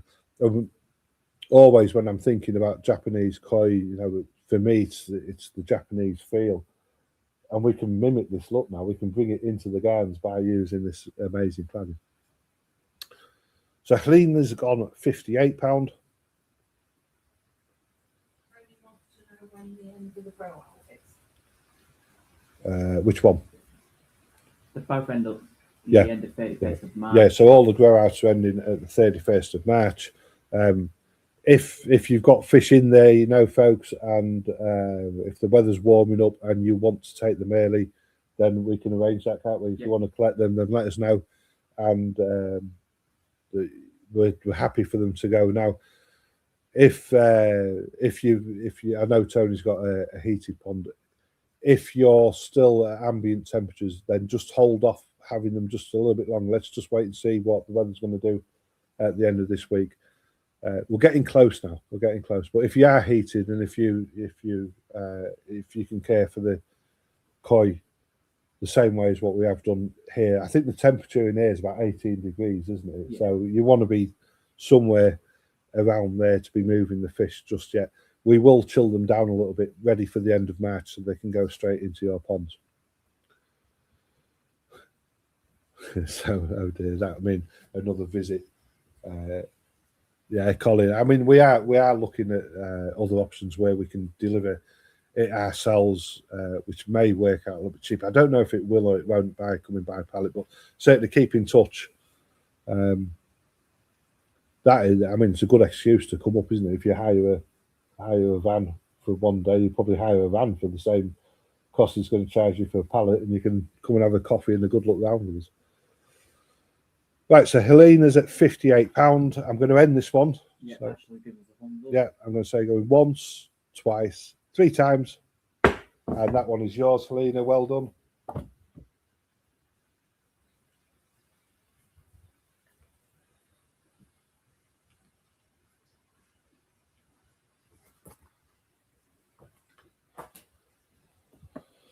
Where do we go next then? We're on to another one. So now then, here we go. Here's a bargain for you. This is a shower Marahiro on this side, 20 centimetres. Is this a pound starting bid? Yep. What are you doing to me, Dek? So it is with Richie at £5. So Richie started this one at £5. Now, bear in mind what we're saying about the Marahiro showers. You've got the opportunity of one here, 20 centimetres. It hasn't been in the grout pond, so it's just not quite as big as the ones in pond 1. But wow, what a fish! That is nice. That is, yeah. I'm like, yeah. You see, it's a good example to show you the difference that the colour in the pectoral fins makes in terms of balance and the feel of the koi. Nice pattern as well, though. It's a bit crazy, the pattern, but it's different, isn't it? It draws your eye in to see what would you call it? A flowery pattern, a crazy pattern. Come on, guys and girls, help me explain that pattern. What do you see when you look at this fish? It's definitely a lively pattern. But same characteristics as every other Marahiro koi. Look at the brightness of the red. A lot more shiroji, a lot more white on this fish. There's a greater distribution of the white skin. And looking at it, I think that white skin is going to stay. I think the sumi is up and through where it's going to come through. It is going to thicken, but it may even contract a little bit and allow more colour to come through. I think as it grows, the white's going to break through a little bit more. Yeah, because that patch of white will grow with the fish growing, won't it? It's a lovely fish. It's a real standout. For Tracy's in there, and she comes straight through and said, "Wow, look at that." It's got a really playful button nose on it. That red tip on its nose, but yeah, the sumi, the black cuts straight down the middle of it, doesn't it, as well? So it's kind of like you've got a face of tomato. So you've got the red and the white on one side. The black's going to really thicken up on the other side of the nose, going up the side of the up to the centre of the head there.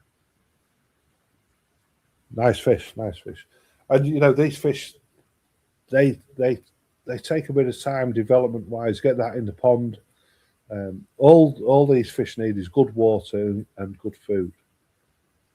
In equal balance as well, you know. Don't force these fish in terms of feeding. Feed small amounts but more regular. So rather than giving them a big feed, split it into more regular feeds. We feed ours every 3 hours. When they're on the feeder, we do, don't we? When they're in the shop, they just get fed.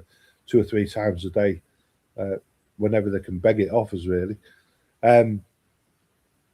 But the key to fish growth is stability, in small amounts but more regular. And what you're doing is you're creating the good water by introducing the regularity into the feed, because the bacteria that are responsible for getting rid of the toxins, they peak and then they fall off. So by feeding every 3 hours, you're keeping them at the most optimized level that they can be. Colin said it's got a heart shape at the front dorsal. I spotted that, Colin. As it turns around, it's got like a heart. What? And you tell me Can't you that see you can't see a skull in them Can't those you fish? see that? Yeah, once it Yeah. turns, Yeah. I know where you come from now. Yeah. It's amazing because everybody sees something different when they're looking at koi. The main thing is that you enjoy the fish and it chills you out. That's the beauty of keeping koi, is the tranquility of the fish. You've got to be chilled when you're looking at them. You've got to relax. So Richie's gone 47. This is the type of fish, you get and then get it back into the photo shows. Everybody sees it like wow. Before you know it, you've got a champion on your hands, haven't you? Yeah. With a £1 starting bid as well. These are the real true winners in terms of competition. These fish. Neil says he can see a skeleton. That's really interesting. Gary's gone 55.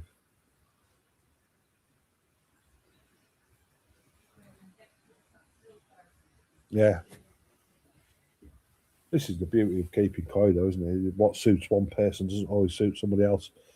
It doesn't mean that it's wrong. If it's not for you, it's not for you. And there will be fish that are for you that aren't for other people. So I guess that's one of the gambles with that fish that I got, that fish at Hossikai, is, how it's going to turn out. Nobody knows.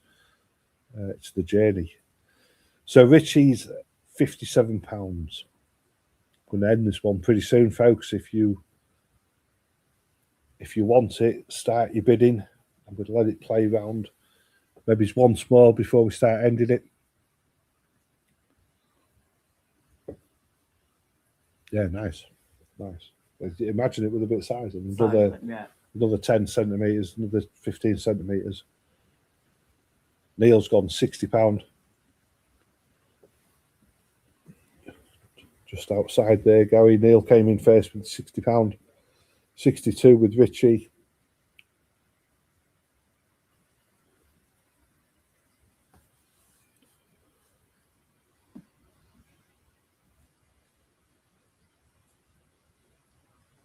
Benny Comunru.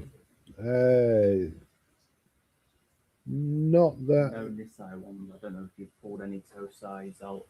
No, we did. They weren't on the request form. I did see them, but nobody had requested them. So we've got some beautiful Benny Comunru in pond 14 at the minute, which we've been advertising. Chris, maybe one of them might fit the bill.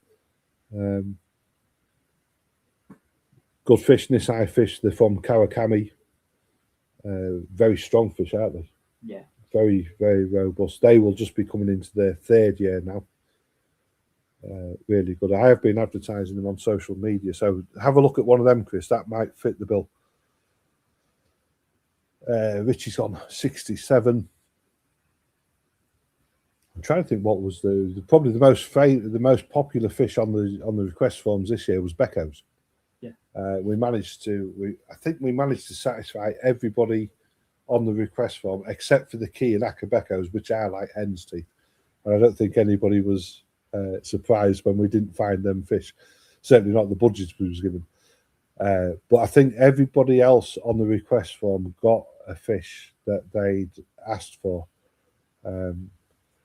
So when we go again, give us them request forms. If you want me to look for a fish, I don't have to be in Japan. I've got contacts in Japan. I can contact Marahiro directly, and I trust him to go into any of his ponds and pull me out a fish that's suitable for you guys in the community. And not only Marahiro, this is a lot of building the relationship with the breeders, with Hossikai, with Satoshi Tanaka. Ikarashi Izumi, Wada, all these guys, it's all done with the mind that I can approach them at any time. If one of you wants something, that we can approach them and ask them to find us a fish. So Richie's gone to £70.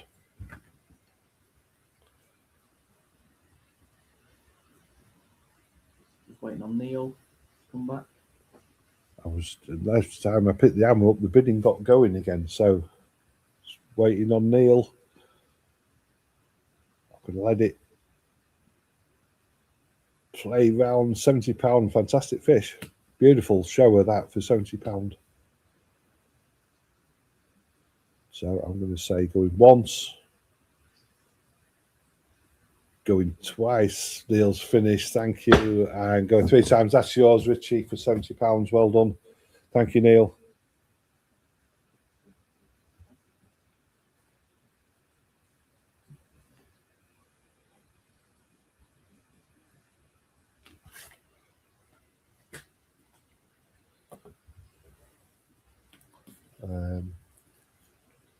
We'd better do a one more of these and then it's a right. So one more. Ooh, look at this one, Soragoi. Now we haven't seen one of these for a while in the auctions. Look how clean that is as well. Wow. Soragoi, 17 centimeters is what it is. Strong body, beautiful, clear, light skin quality. Soragoi is a grey koi. And it's got the reticulation pattern, which is the net-like pattern. I can't remember the correct term for that net-like pattern on the fish. But as the fish gets bigger, it's almost like a very fine black line drawn around the outside of each scale. As the fish matures and it develops and it grows, that pattern becomes more and more distinct. So it looks like a net laying across the surface of the fish. That's one for the photo show, Richie's saying. It's caught me by surprise. I wasn't expecting this fish to photograph up so clean. Isn't it? It's clean as a whistle. Did you spot that before you photographed it, or? It's one we just chose out and put in the net. Yeah. There was 1 or 2 or 3, wasn't it, in there? And it's like, yeah, beautiful. Of course, the Soragoi is the other half of an Achiever. So if you've got like the brown colour of Chigoi and this grey colour of Soragoi mixed together, then you're looking at an Achiever. Single coloured fish, confident, they grow well. This one's got a lovely broad head on it. £10 from Wayne at the moment. Neil's gone 15.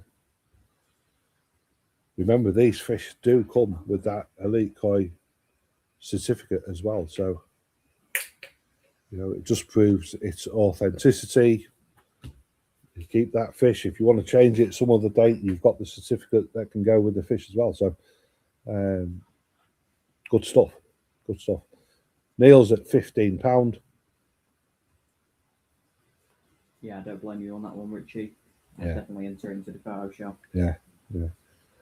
And you know what? In terms of the photo shows, as long as you've bought the fish from us, I'm happy for if we're not putting them onto certificates and things like that. Yeah, we'll just put them on Facebook. Yeah, just send in your images. We'll drop them straight in the folder, and then you guys at home can determine which fish is your favourite fish without any interference from us. So post away. The only thing that we ask is that it has been purchased from Elite Koi, and we will provide a trophy, and even for the winning fish, the most favourite fish, we can provide a certificate if you want one, of course. What usually happens with the photo shows is that we print out 60, 70, 80 certificates, and they get left out there. It's just a waste of paper and time and effort and things like that. If you want one, then we can arrange one. Certainly if your fish is one of the winning fish or one of the more popular fish. Yeah, because we could do a email campaign like we did last time for the Grand Champ, and then put them all in there and let people vote on them. Vote on them, yeah. I've got to be honest, I didn't realise the time and effort that was being put into kind of like making the photos acceptable. And you've got to remember, folks, it is a photo show as well. So you know, if the best way that you can portray your own fish gives you a much greater chance of having your fish selected to excel. Of course, we will give you tips on the best way of photographing fish, and we also find that if you can get used to getting the fish into a bowl and maybe using the droppers today, if when you do come across issues or anything, you can speak to us. We know that you're already there and competent enough to handle the fish, so we can then help you really care for the fish in ways that you maybe is a little bit afraid of doing. But as always with fish, early intervention is always the best case. Handling them and getting them in a bowl and measuring them, you're not stressing the fish out. The fish are probably more stressed if you put a net in a pond and they've never seen the net than what they are if they get used to the net or they get used to your presence around the pond. So Neil's gone 32. We're not just saying just go out and net them up every day and No, just when you need to, just get them used to it. Yeah. And another way, if your fish aren't used to the net, a good way of getting them used to the net before you start chasing them around, of course, is to just put the net in the pond and walk away. Just make sure that a fish can't get trapped into it.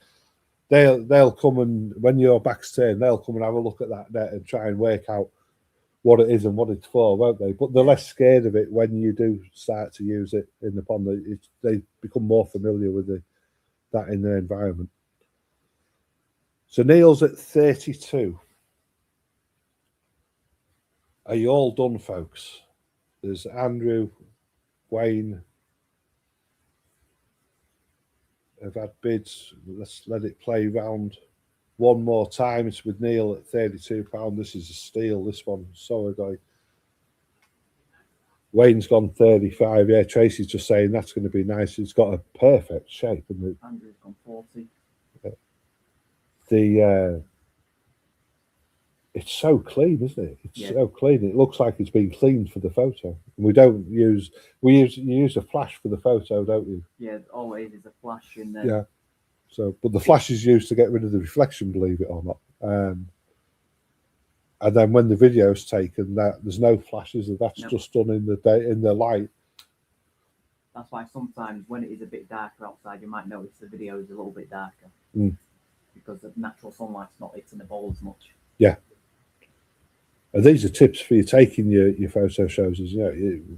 I always like to video a fish with it in the pond, but I'd rather cover the bowl with an umbrella or some kind of sheeting in the pond, because if the fish jumps out, and there's always a risk that a fish is going to jump out of the bowl, it'll go straight back into the pond. So again, you're reducing the risk of the fish hurting itself or damaging itself by doing. Ashley's asking how many fish are left.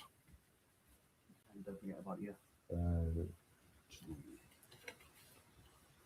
6. There's 6 more at a pound starting bid and 3 more. There's 9 fish left. Right, let's get moving on. On each of your ponds, you've got 5 litre bottles of Bacto. I use Bacto Plus when it's warm. What's in your bottles? That's lacto. Bacto, lacto. It is the contents. They are stock items. We put them on there just so we can put the polycarbonate to stop the fish jumping out until we get the doors put on. But yeah, that's the same products I use in my own pond at home. If we run out of lacto. So if we run out of it at the shop, slightly cheaper stuff, then we will use this, won't we, until we get it back in stock. It's a good product, and lacto's doing more than just giving you crystal clear water. It's also helping to keep the system clean, keep the balance of the bacteria in a good positive way.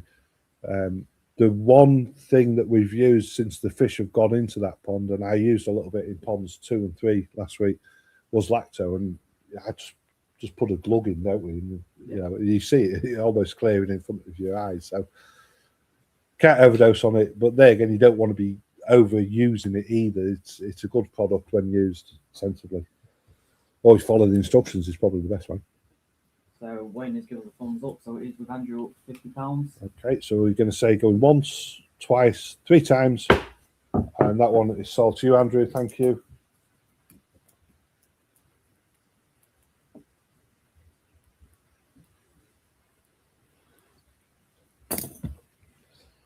gonna have to start putting these pens in the bin.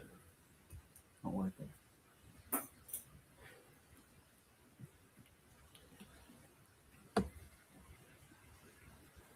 Oh, that's yeah, John. That's a good question. We'll get the next fish started, and then I'll tell you my thoughts on that. I'm assuming you've got a pump fed system, so should we do another one of these while I speak about the Yeah. So we'll go for another pound starting bid while I speak to John about the K plus pressure filter. So pressure filters. Let's get this fish started. This is a beautiful Deutz Makashiogan. Think of Aragoki when you're looking at this fish. Aragoki is just a term used for an irregular scale pattern. It's not a variety of fish. It's a description for the scales on the fish. Deutz Makashiogan, a gold-coloured koi. You could certainly see that one is gold in colour. Pound, get that one going, folks. It's currently 17 centimetres. Is that the one that I went, wow, look at that little thing? The first one that appeared out. Yeah. What a beautiful young fish that is. So pressure filters. We've run one on pond 10. Now, I did used to use pressure filters quite a few years ago, and they was bead filters. And I wasn't happy with them because to clean a bead filter, a pressure filter properly, you've got to use a lot of water from the pond. If you're pump fed, that's not so much of an issue. But when you're gravity fed, of course, you can only drop the water so far before you lose the ability to filter the water. So when we built pond 10, that's gravity fed, and I thought, you know what, I'm going to try the Evolution Aqua Advanced filter because rather than having beads in it, it's got K plus advanced media, the same media as what's in the Tempest. So the idea was it was going to be a giant Tempest. Yeah. Mine holds 100 litres of media, which is a lot of media. And it filters, well, you've got to make sure that you've got a blower on these filters because you need it to break the beads or the K1 up.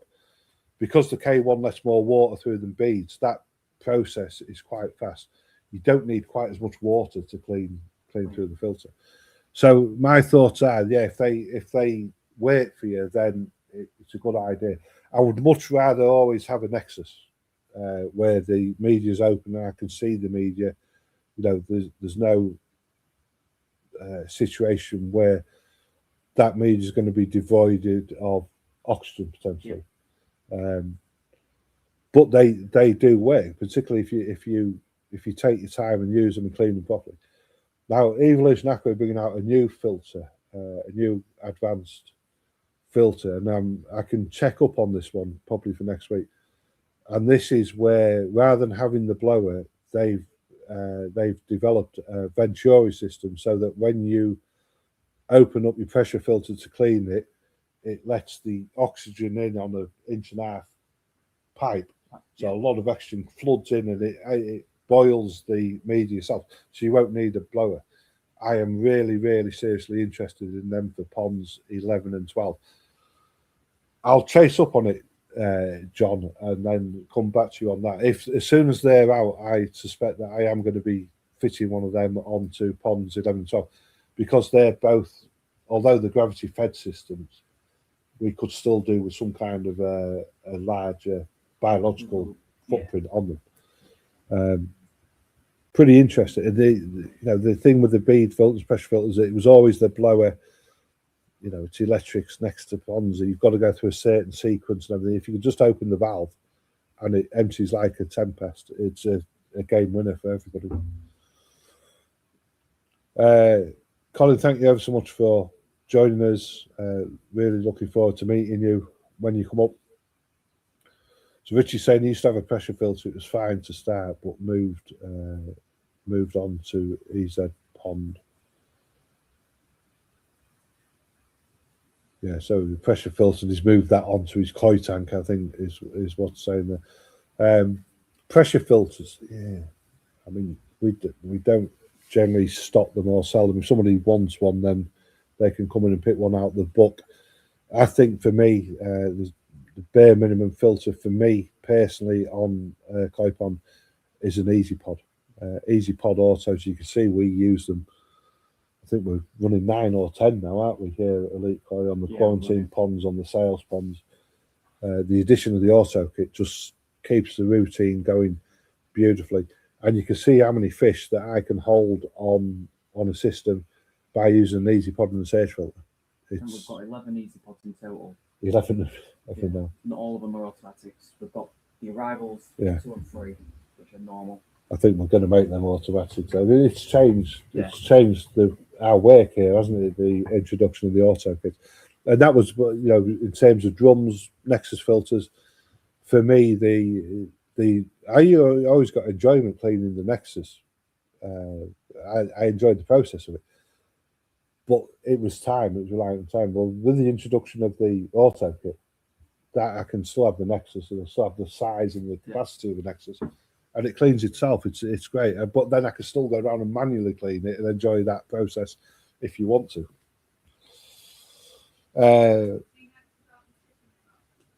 Shipping cost. So shipping cost is £30 per box. If you're wanting to build a box, then let us know when you pay for the invoice, and then we'll just keep the fish back for you for a couple of weeks, so that it give you the ability to build a box, get the most value out of that shipping. £30 a box. Fish this size, we get 12 of these in a box at this time of the year, so you could have a whole new shoal delivered in one box for £30. Right, Neil's finished. It's with Daniel Randall at £35. I'm going to say going once, going twice. This is a steal. 3 times. And sold to Daniel Randall. Well done, Daniel. If you could just contact us, please, on that, on the details that are being scrolled across the bottom of the screen, it'd be greatly appreciated.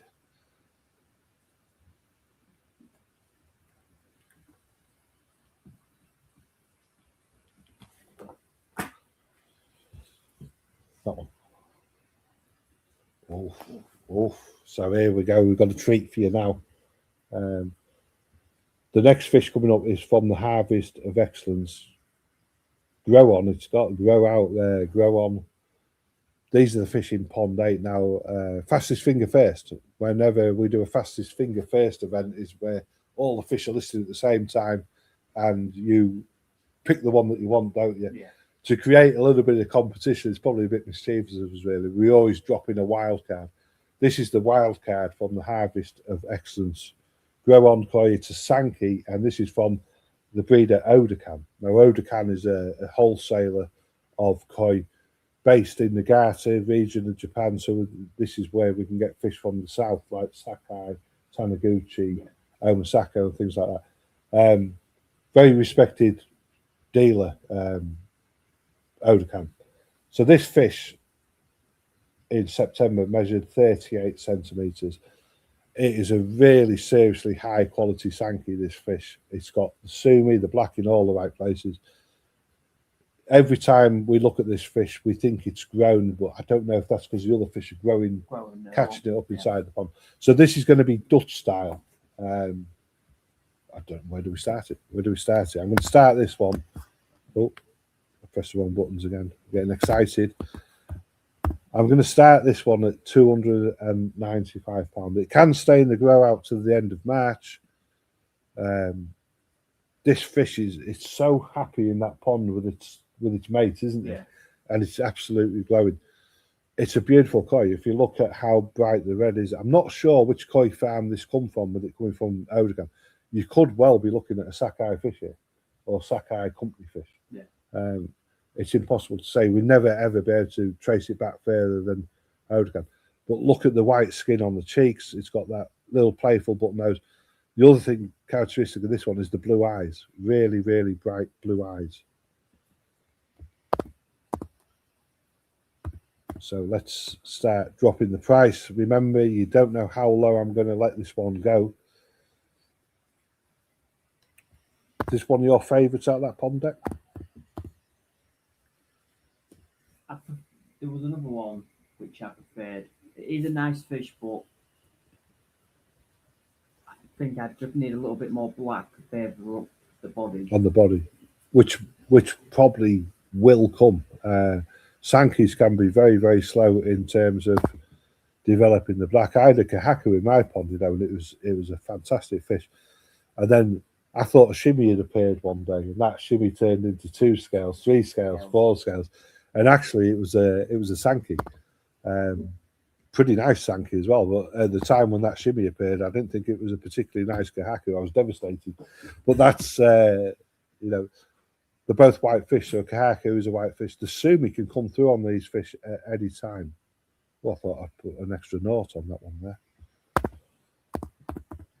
Here we go. We're firing these in fairly quickishly. 245. You don't know how low it's going to go. This is a 38 centimetre sankey from Odokan. It's a cracking fish. This it is now in its 3rd year. Won't it be Sansai now?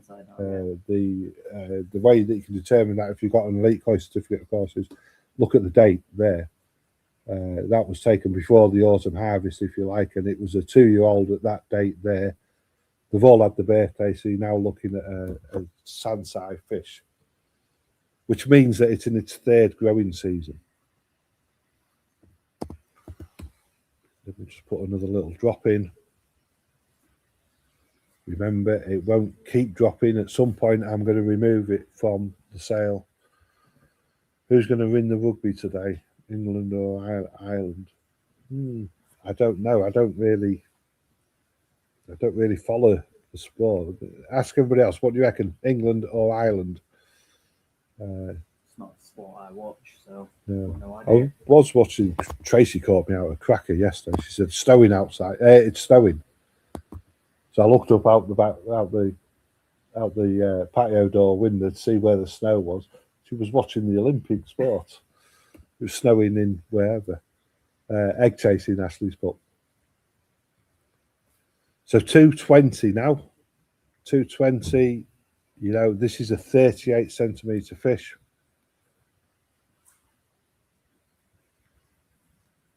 I would suspect that it's 40 centimetre now. It's a good size. I mean, don't forget 30 centimetres is 300 mil. It's a foot. So you're looking at a fish well over a foot. It's perfect. The skin quality, the colour's very, very good, very strong on it.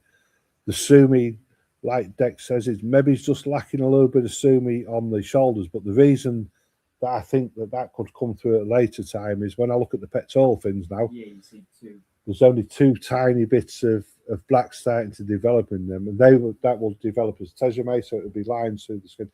If it's only just starting to develop in them pectoral fins, it's got every chance of it developing on the shoulder. Very desirable to have sumi on the shoulder. Just because it's not there now doesn't mean to say that it's not going to come. So Jane's going to be watching the horse racing. That's interesting. I remember when I was younger, my parents, the horse racing was always on a Saturday. So Neil's going to be watching these koi.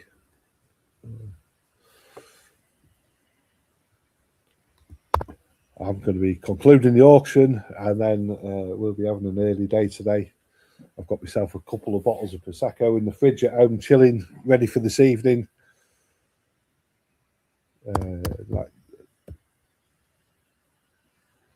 Really good. So 210 I'm dropping this to now. Remember, this is a 40 centimetre koi, folks. A Japanese koi from Odokan with its own identification certificate.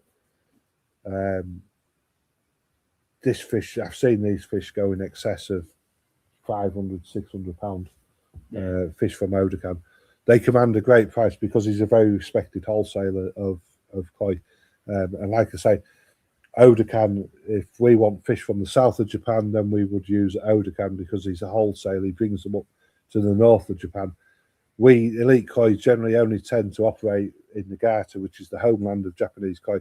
We have got plans to go to Hiroshima and the south of Japan, hopefully next year, but we've got to finalise them for now. for now, all of the Odecan fish from the south will come through Odecan.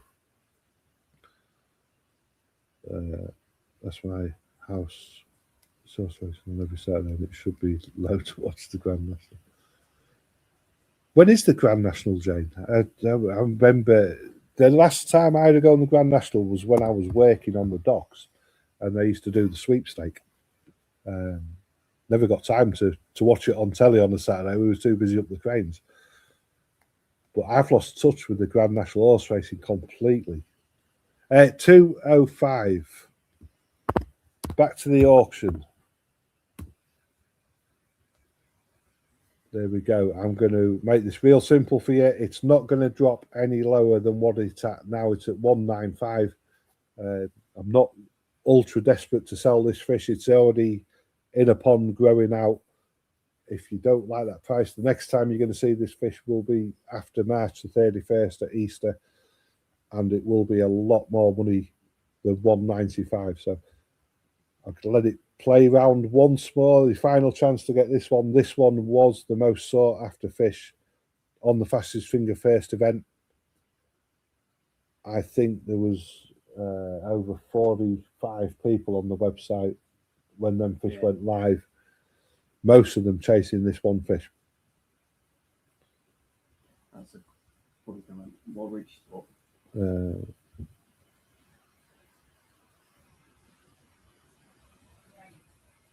Lorraine's got mine. Well done, Lorraine. Interestingly, Lorraine, is that the one that you said that you was looking at? I personally didn't ask which one it was, but I suspected that that's the one that you fancied.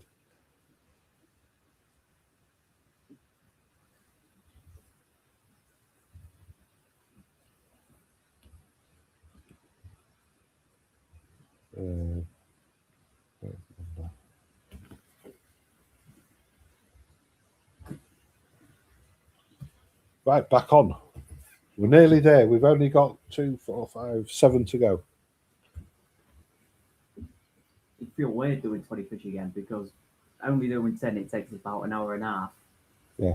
And it's great. I mean, look at the numbers, Dek. We've got great numbers. And remember, folks, if you can't spend much time with us and there's a fish that you know is coming up from the Koi auction house, tell us which one it is, and we can bring it forward for you if that's what you want. This one looks like an orange tiger, doesn't it? It's a Deutsch Missouri Ogan, very similar to the one earlier. Different scale pattern across the back. Again, almost Aragoki in nature. Did this one have the apple slice scales running down the dorsal? It's hard to say. So, but anyway, it's starting at £1.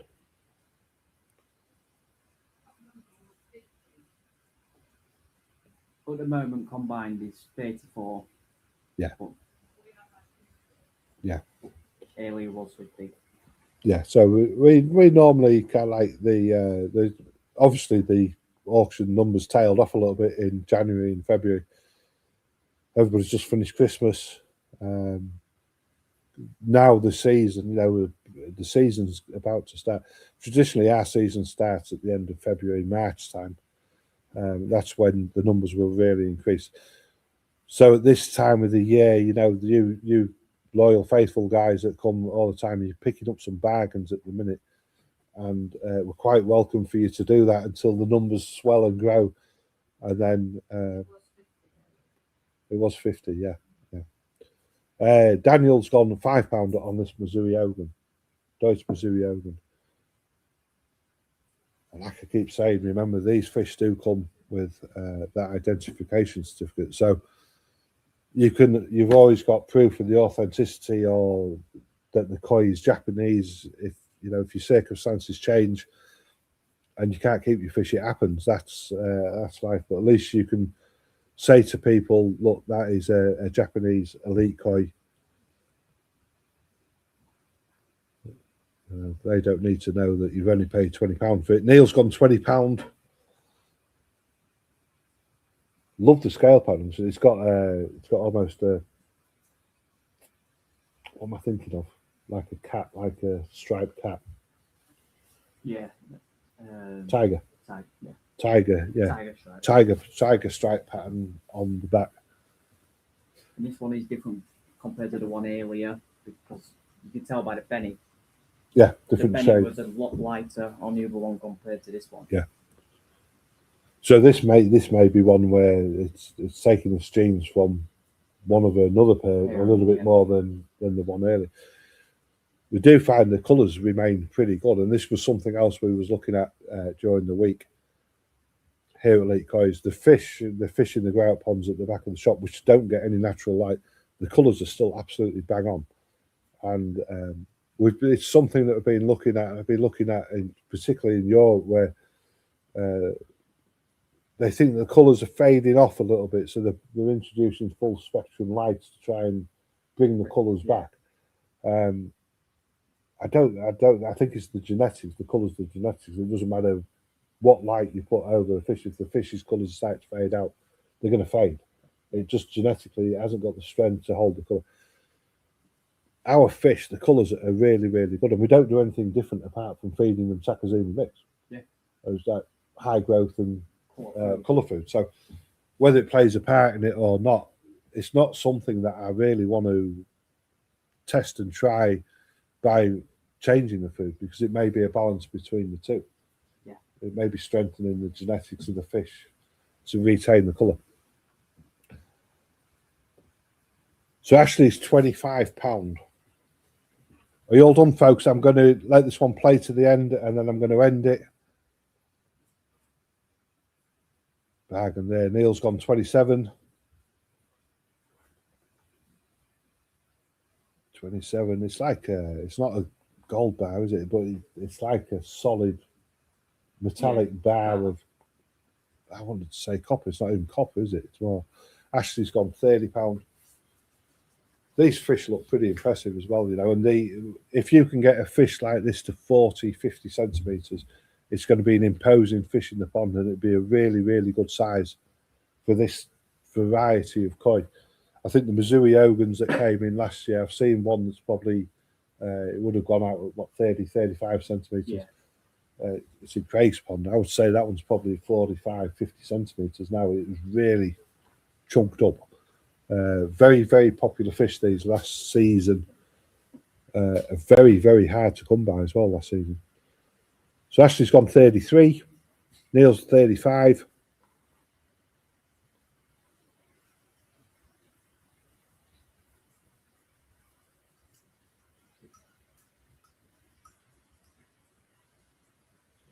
Looking forward to seeing Neil soon. I think, are you still coming up next week, Neil? You have to let us know. Ashley's gone 38. Of course, anybody's welcome to come up next week, and we'll have a coffee and a chat. I can't wait to show you these products that we've brought in, and I think Lorraine will agree. They look even better in real life. Touch and feel them. We'll show you how the corners go together. It's so easy to work this cladding yourselves. You don't need any additional higher labour to use these products, do you? No.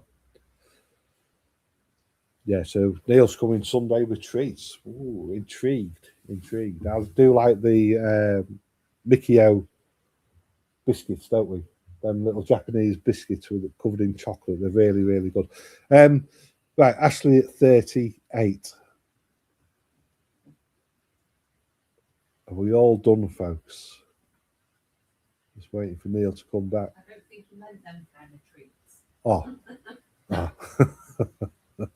So 38 with Ashley.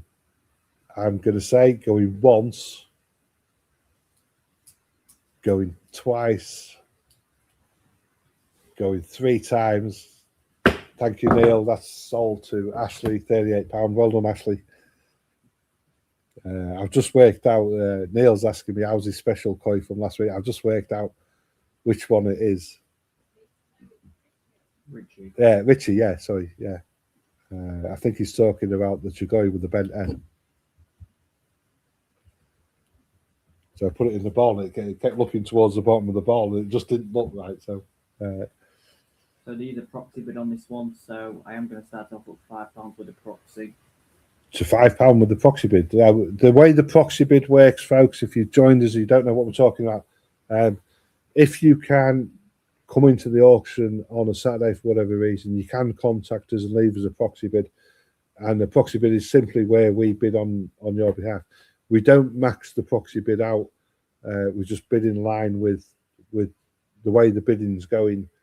And then we will, obviously, I won't tell you the proxy bidder is at the end of the auction, but we will reveal what the maximum price they was willing to pay is. So this one, £5 with Bob. It's a Kajaku, 18 centimetres, Marahiro. Really good example for demonstrating the fukurin on the fish. You see that crisscross on the backbone. It's shining, isn't it? It's standing out from the rest of the fish, and that it's the skin surrounding each scale. It's a beautiful effect. That's called. Not sure about the name, fukurin. It took me a while to have the confidence to say it, but yeah. Kajaku as well. Another thing that's looked for in Kajaku is a split in the face of the colour, so a nice clean line from the white skin to the orange skin. It's a pleasant fish. This is a nice fish. I suspect you're looking at a female, looking at the shape. Very hard to say at this age, but 18 centimetres currently. It's 5 with Bob. I'm not going to let this one go on for too long, folks.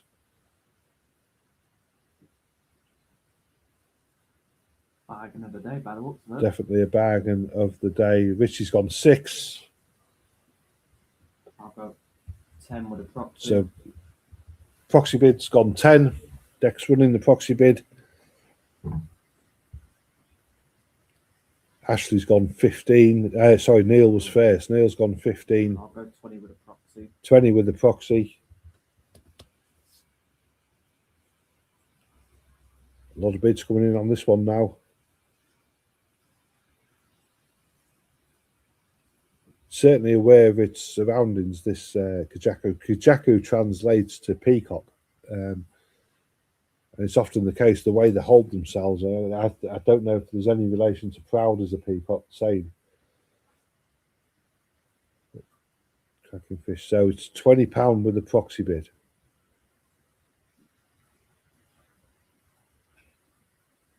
Have we got any more?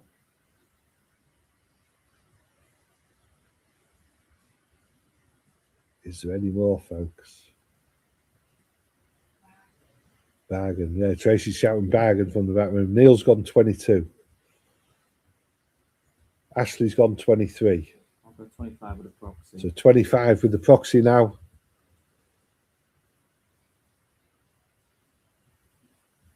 £25 with the proxy.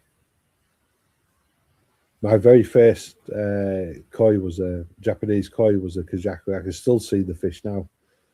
When I started keeping, when I got my own pond, way back in about 1994, I think. Ashley's finished. Daniel's gone 25. Derek's gone 35. £40 with the proxy. Very, they seem quite robust Kajakus, don't they? They seem quite, what's the word? It is robust. Quite, yeah. They're quite strong fish. What we need to do is get a video of the one in pond 1 when we feed it. Yeah. That's not the first fish that we've had that does that.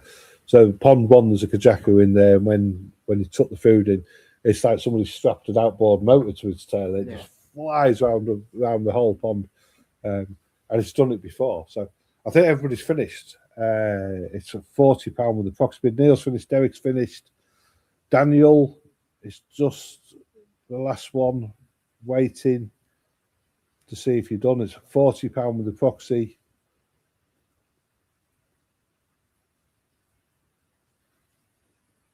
Just give it a couple of seconds.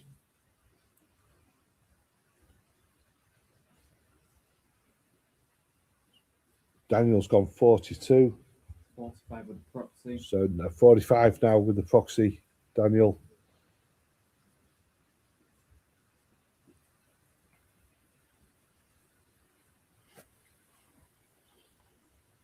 Yeah, Kajakus, they grow well, Kajakus as well. They're fairly friendly, fairly confident. There's just no dramas with the Kajaku, is there? No. They're just there. They're just present until feeding time when they go flying around the pond. So £45 with the proxy. Just waiting on Daniel. Anybody else could jump in at any time.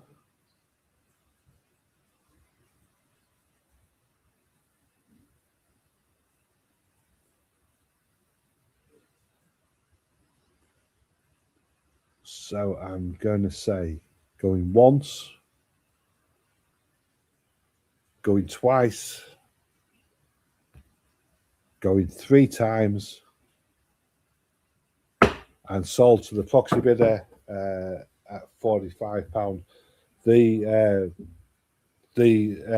proxy bidder was willing to pay £107 for that Kajaku, folks. Well done, Bob. Oh, Daniel, you've just come in when I finished it. If you want me, give us a shout on WhatsApp, Daniel, Yeah, and I'm sure that we can find you a Kajaku to match this one for that price. If you want one, then just let us know, and Dek will go find you one.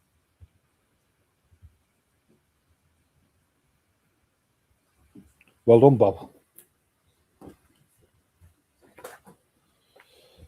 Where are we going next, Dek? How many you got there? 2. 2. It's one of them. So one of these. So there we go. We'll go for that one straight away. This is Dutch style auction. Kahaku from Marahiro. This was a jumbo tosai. Of course, it's no longer a jumbo tosai because it was jumbo tosai last year in July. It was 27 centimeters. It's in pond 1. The colours still as good, if not better, than what it was in July last year. The video that you're looking at was taken 2 days ago. Yeah. 2 days ago. So that is a very, very true representation of the fish. I better put some starting bids in. So there we go. So I'm starting this one, Dutch style auction. Remember, it's going to drop. If you want it, put mine in the comments box. We're starting at $225. With Kahaku, this has almost got a reverse chevron stripe on its shoulder, hasn't it? It's the main thing about Kahakus is the contrast between the white and the red. The red really signifies the red in the Japanese flag, the rising sun. Richie's saying there's a delay in the comments. Just try refreshing your stream, Richie, please. And what? They're on screen. Yeah. I don't know what you mean by they're on screen. So 225. Remember. Yeah. Yeah, but if it's delayed in the actual comments, it'll be delayed on their front as well. Yeah. I've lost me track a little bit. Yeah. Beautiful fish. Looks like an hour in the water, that to me. Even if the hour is reversed, it looks like it's going through. The other standout thing about this really beautiful koi is if you look at the pectoral fins, they're so white as well, aren't they? And it offers that contrast. I think this is a show quality koi. Certainly a photo show quality koi. If you can show that red in a natural way, like Dek's done on that video, it's a cracking fish. So I'm going to put in a fairly biggish drop. If you want this one, first person to put mine will receive it. So £1.95, 30 quid off that one. Remember, it can be shipped with other fish. It was 27 centimeters. I think probably around about the same size. Remember, it is a pond with a lot of other fish. So a lot of competition in terms of feed. Get this into your pond, give it a little bit more space than what it's used to, and you watch this fish grow. It's got a huge mouth. Yeah. The general feeling, we mentioned a big mouth, is because our thought on it is big mouth, more pellets in the mouth. And this is what they do. They get the pellets in the mouth and they save them for later. They're like hamsters, Chloe. if ever you see them locking lips and it looks like they're kissing, then they're trying to steal pellets off each other. But that Shiroji, that white, is so pure, isn't it? It's snow white. Snow white. So 195. I'm going to go 190. First person with mine in the comments box will get that.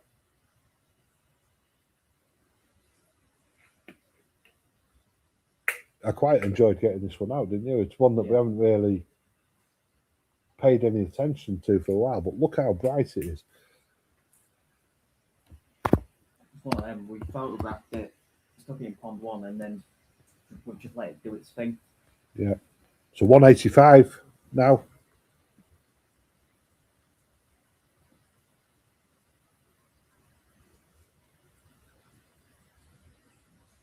I can remember this fish coming actually. We got jumbo tosai from Mount Hero, didn't we? And a lot of them went very, very, very quickly. Amy's saying nice fish. There's something about it, Amy. It's kind of like initially it kind of like you recognise the pattern, but you don't really see the full pattern until you've looked at the fish for a couple of seconds, and then it really starts revealing itself. A lot of white skin underneath it. It looked fantastic through a window. That chevron style pattern on the back to me is just, it's different. It's pretty unique, isn't it? Yeah. So let's try 175 then. 175, if you like that. 175, mine in the box. Like I say, you don't know when I'm going to pull this one out. It's 175.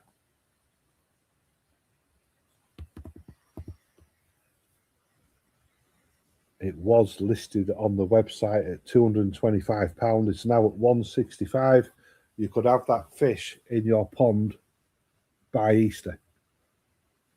Warming up, the sun's going to be coming out. Imagine that swimming around in your pond. Good food, good water. Show me that fish again in a year's time. I would think that you're going to be looking at a 45 centimetre fish easily. Again, no guarantees.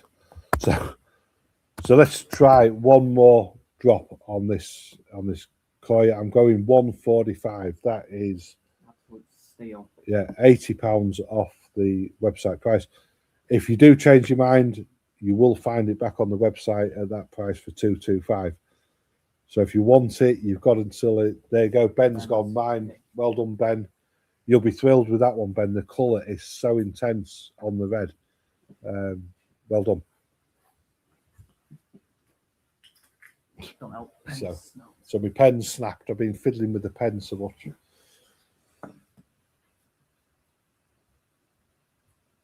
Yeah, that reverse chevron on that one really is something quite special. So we've got down to 3 fish starting at £1. There's 3 bigger fish coming now with a starting price of £1. A difference in so there's only one Marahiro koi left to come. That's going to be in a Dutch style auction. That one's smaller. That one's smaller. So yeah, Ben said he's had his eye on that for a while. And of course, Ben comes to Elite Koi quite regularly. He sees the fish in ponds 1. He sees all the fish here. Always a great idea. Come down, have a look around, because you've got plenty of time to think and consider what fish are there. So this is a Kikizui from a Fuji. Toe-side fish. It will be this side now. Yeah, so there you go. It is Nisai now. It was 23 centimetres in September last year. It's a nice fish, isn't it? Yeah. It's a nice fish. Good size, 23 centimetres. Quite bright. A Kikizui is, I want to say a Deutsche Gehaku, but it's not. It's an orange and white fish, non-metallic. You can always tell that it's non-metallic because when you look at the pectoral fins, they're transparent in nature. A Deutsch, I'm thinking of Sakura Ogun, which is the Kahaku, which is a metallic Kahaku. Good fish again. When you look at the head of this one, to me, it represents an arrowhead coming straight at you. But the colour and the patterns, it's good. It's a nice pattern, isn't it? It's just pleasant to look at. It's easy on the eye. That white nose gives it something a little bit extra. So Derek's gone £35. This fish 23 centimetres. When we selected the fish, well, I started selecting the fish and I got busy, didn't I? You finished them off. This one really stood out, didn't it? In the pond. It was one of the biggest fish in the pond that we was pulling from. Ashley's gone 45. The fish that we selected this week were from Pond 3. So if you've been here to Elite Koi, you'll know the fish in Pond 3 is opposite the new ponds. The one, is it Green Pond? I can't remember. Yeah, it's the one opposite next to the toilet. Ashley's gone £45. Used to seeing it every day and I don't know what colour it is. No, we got rid of the green one, didn't we? No, We kept the two black ones. Yeah, yeah. sorry. Me and Dek are just losing our minds. Ashley's £45. Neil's gone £50. Kikizui as well, which said the white is very bright. They weren't the most available fish last season, were they? We didn't have a great deal, and you had quite a few people asking for them from the Afuchi pond. Yeah. We've still got lots of fish in that Afuchi pond to bring you, so keep coming back. Including there's quite a lot of Budo Garomo and Deutz Garomo as well. Yeah, I did get some of them photographed yesterday to hit the website. Yes, So nice one. So if you want to see what a Budo Garomo and a Deutz one looks like, head onto the website tomorrow, and you can have a look at them. Pretty rare fish, the Deutz ones. You don't see a great many of them around. So Neil's at £50. Derek did come in at 50. He just came in behind Neil.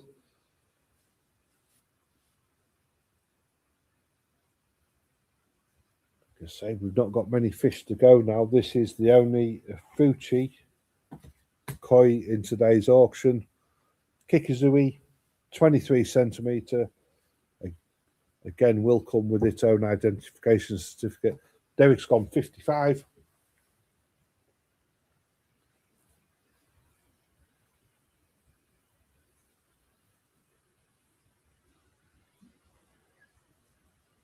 Neil's gone 57.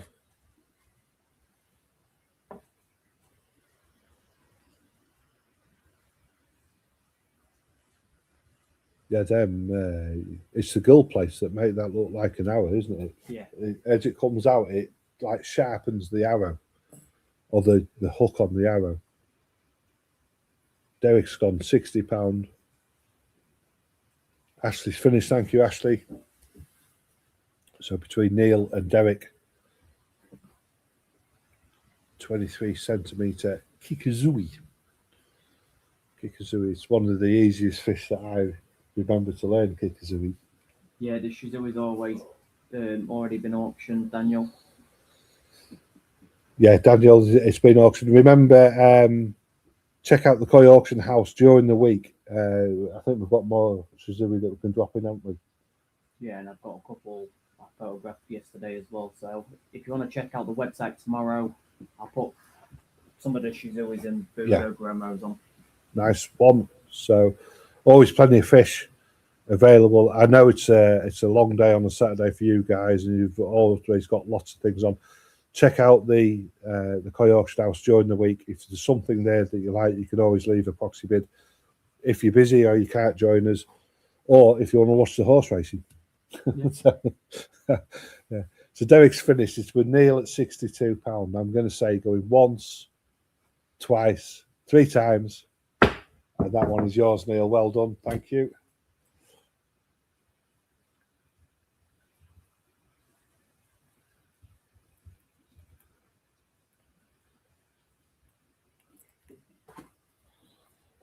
We might as well do that one last, haven't we? So next up is a Goshki. This it was Tosai fish. This is now Nisai fish. It was 25 centimeters in September last year. it's a pretty undeveloped Goski. With Goskies, you've got to have a bit of faith that robe in the darkness is going to come on them. And I think it's going to come on this one, don't you? It just needs time. I think with it being indoors and that, and it don't have the natural sunlight on it, It's going to pop when it's we going get to it pop when outside. you get it outside. Yeah. The other thing I like about this one is look how clean the Petor fins are. All the fins really, really clean. Agata is pretty similar to Odokan. You know, Agata is in the south of Japan, and it's a wholesaler of Japanese koi. So I think he does breed some of his own fish. So you'll never know whether the Agata fish is from Agata or maybe it's a fish that's brought in from another koi farm. Becoming very, very popular, Agata fish, I've got to say. 25 centimetre this one, and at £6. £6 for the Agata koi at 25 centimetres Goski. I think it cost us more to produce the certificate, but it will come with that certificate as well. So look at that. I love the Petor fins on this fish. And sometimes it's about the balance, and you know, when you look at the fish, you've got to see into the fish's future to some extent and try and see what it could become. It's a pleasant fish as it is, but it is the one thing that you're guaranteed with this one is it is going to change and develop and get better. Goskis just get better and better with time. Richie's saying unusual Goski. You're absolutely right, Richie, because without them hints of it being a Goski, you could quite easily think that you're looking at an underdeveloped Sankey or even a Kahaku with shimmies. But it is a Goski. Because Goski's, it's all to do about the robing. The robing is like sumi, the way it's sitting within the scales. Usually, you get to see it over the greyer skin before the red skin, don't you? And sometimes you get it in the red skin and it will clear away. Dek's got Goskis that are continuously changing, isn't it? That fish that you've got. Still jet black at the moment. Do you think fish darken up a little bit in the winter? Well, mine does. Yeah, it seems to be a Goski. characteristic, doesn't it? Like the Black Diamond, the Black Magics. They seem to get really dark. Common yeah. They go really dark. So maybe it's when it gets colder, they're showing you that they're going to get darker. Yeah, because in the summer, my Goshi goes pretty much white again. Yeah, and it did. It went pure white, didn't it? Yeah. Traditionally, Goskis were like red and white fish, and the robing only came on the white fish. The floating benny, as we call it, looks like it's been put on the fish after it's been made, if that makes sense. It's quite a relatively modern development in the Goski. But Neil's got it £30. Does anybody else want in on this? That's just the Garter fish for £30 is pretty good. Do you think the sumi will come through? I think it will. I think it's just going to be a very long project. Yeah. It's Caroline's gone £50. Oh, Caroline likes this one. You can see it in the tail and just the beginning of the head. There is a little bit there. It just needs time to break through. Yeah. I mean, firstly and foremostly, the body shape is good. It's strong. It's a strong bodied fish. Petor fins are very, very clean, which says to me that the colours, it's pacing itself to come through. If there's any, I don't want to say defects, but if there was any colour going to suddenly rush through, you'd get hints of it in the Petor fins at the moment. Yeah, it's an interesting fish. It's a bit like an Azagi, you know, when I purchased that Azagi that I left in Japan, I had to have the faith that the red was going to come through in it. The one bit that I wasn't really paying that much attention to was the blue. The blue Hosikai wanted the blue to darken while the fish was in the mud pond. Of course, now we've got to bring it back to the UK and European water to see if the hardness of our water will encourage that blue to come through a little bit more. Nothing's ever a dead set. So Neil's gone £51.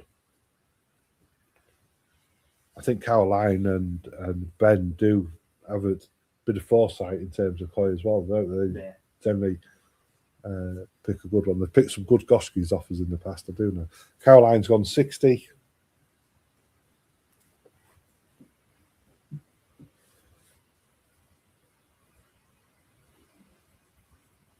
It's like I think that button knows it kind of like, it gives it a if this had been the Christmas Eve auction, we could have called that Rudolph all day long. 60 with Caroline. Are you all done, folks?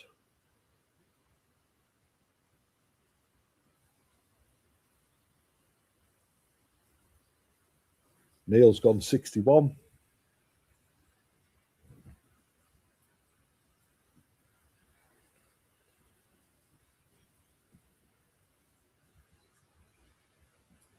So Neil's gone 61.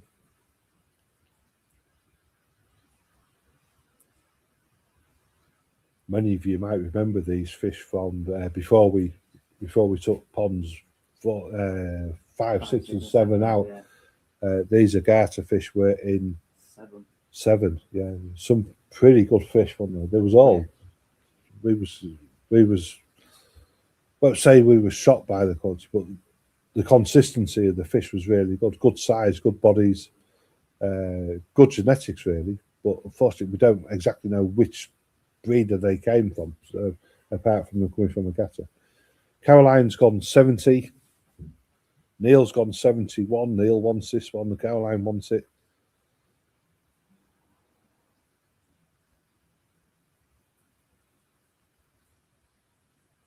Big tail, big rudder.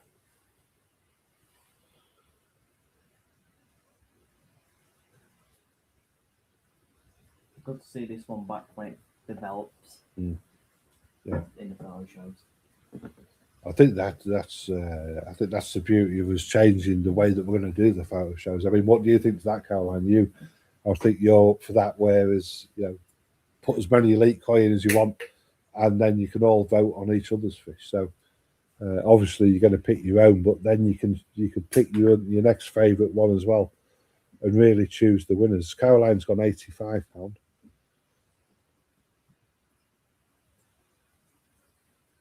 I think it's about showcasing the koi, isn't it, as well? Yeah, showing what the koi's done since the purchase.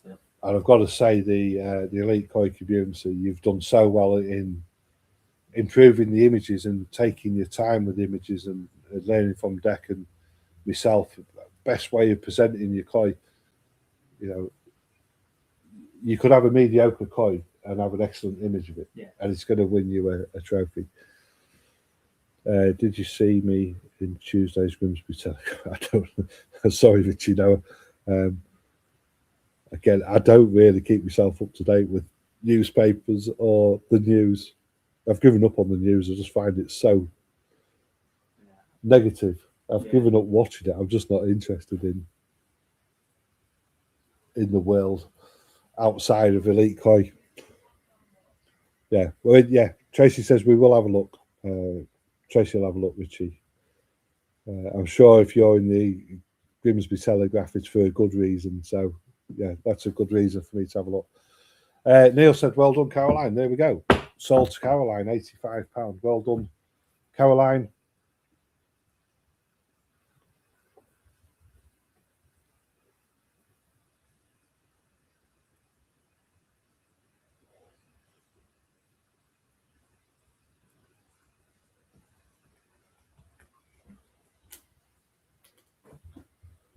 Just 2 to go. 2 to go.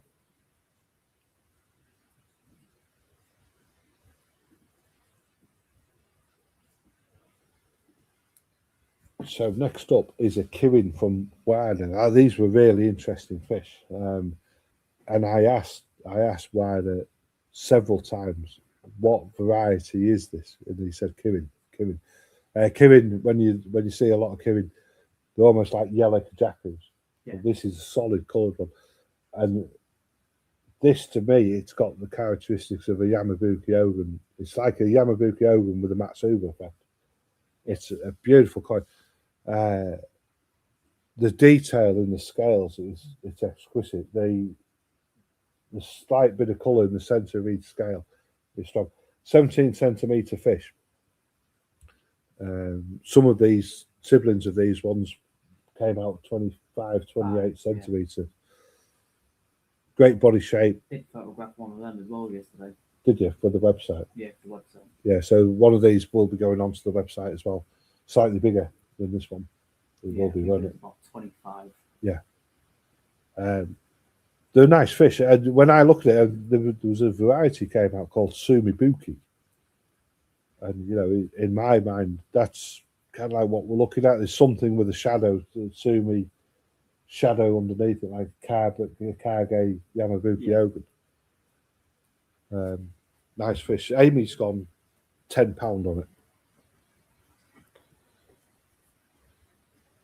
Yeah, so well done. Of course, yeah, Richie was up with the veterans at the number 1 club. You know, it's interesting that you have your breakfast club there because I used to work on Shell tankers. I'm going back a long time now, and I know that the Merchant Navy guys also use the number 1 club for breakfast clubs and reunions and all the type of things. So it must be a popular venue in Cleethorpes.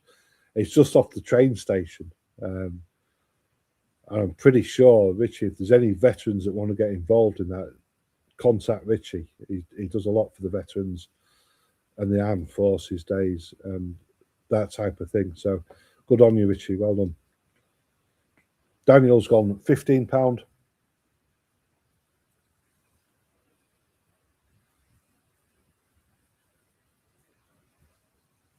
$20 with Amy. Yeah, what do you think to this fish, folks? Have you seen anything like this before? It'd be interesting. It's I know when people see these in the ponds, they're kind of like they stand out. They're a little bit different to what you would expect from being in the ponds. And again, you know, I didn't see any of these fish. That said, I didn't go to Warder, but if I had been going to Warder, I would have been certainly focusing in on one of these. I don't think he was on the other side of the mountain, so I think with the snow and the way it was, we just couldn't get over there. Gary's gone £25.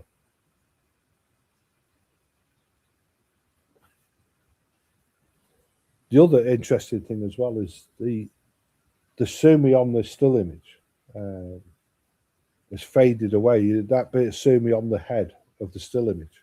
I don't know if you see it there. We kind of like struggled to identify this fish, didn't we? Because the head's become cleaner over time. That Sumi's gone away. So hopefully it'll carry on doing that. You'll end up with a beautiful, clean orange head. For me, the details in that scale pattern and the shadow underneath the fish.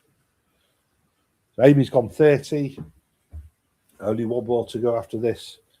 And do you know what, that last one? What are you going to do? I don't know.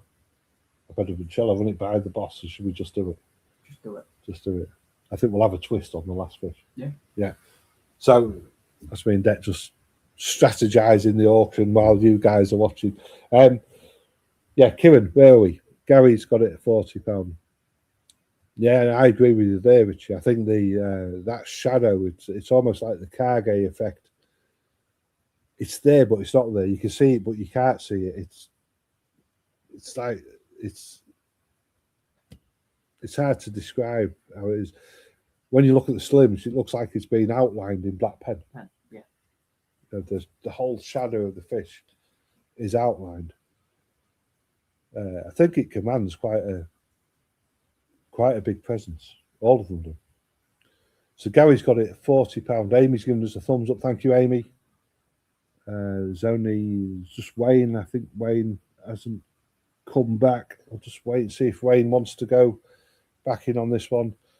Remember, if you do like this one and you've missed out on it, check out the website over the next few days. One of these will be coming. Gary's gone 50. It's still with you at 40, Gary. So I'm just waiting to see if Wayne comes back. I'll let it play till the end. Daniel's gone 45, so yeah. I'll say that. So now we'll take that bid of 50, Gary. Thank you. Unless he saw that comment come through before, and it was just a bit delayed our end. Yeah, possibly. Yeah. Yeah, it's a bit quirky, the time delays, and it changes from week to week as well, doesn't it? So a lot of things. It's not always our end. Could be internet connections, wherever you are, that type of thing. That's why it's kind of like really important. If you do see something that you like, then get in touch. Make sure you leave the proxy bid, because some of these fish, you'd kick yourself, wouldn't you, if you lost your internet connection and you couldn't get your bid in. I can imagine the frustration. So Daniel's £55.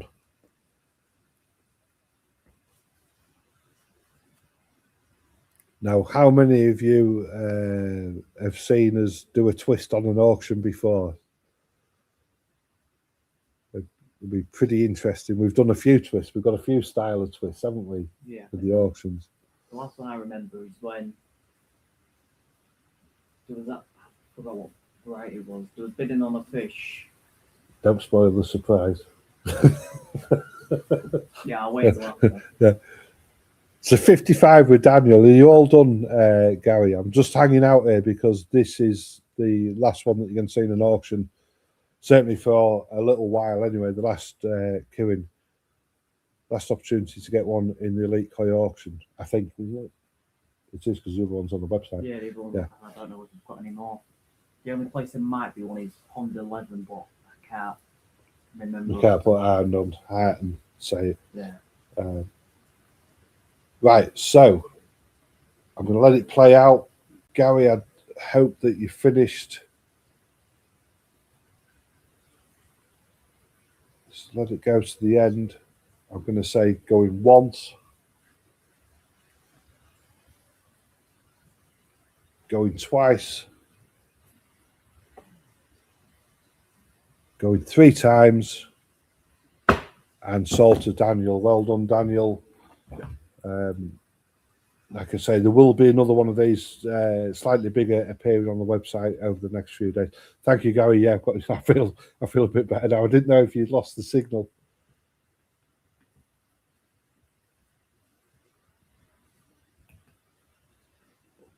Right, so last one with a twist on. I was going to do this one Dutch style, but you know what? Let's start it at £1. This is Marahiro Showa. It's part of the grow out fish.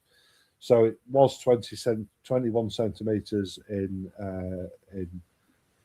October. That's when the still image was taken. The video was taken this week, so that is the fish this week. You can see it's barely changed. Well, it hasn't changed at all, has it? It is what it is. Yeah. Pound starting bid. So, and there is also a twist on this fish. So don't get stuck in. Get the bids doing quick, because I'm not going to let this one last too long. You don't know what the twist is at the moment, but bid away. Trust me when I tell you to bid away on this one. There is still lots of shows available on the website, which are part of the grow out. So if you miss out on this one, or you missed out on the one earlier, check out the website www.eliteKoi.co.uk and have a look at it was the Marahiro Showa and Sankey grow out, wasn't it? Yeah. Some beautiful Sankeys, some great show. They're just starting to really come into their own now, these fish. This one, it's obviously Kindai Showa. We call the Kindai Showa is a predominantly white and black fish. There is plenty of red there, but the white, the Shiroji on it just overrides it slightly. I think this one's got an amazing pattern, don't you? Yeah.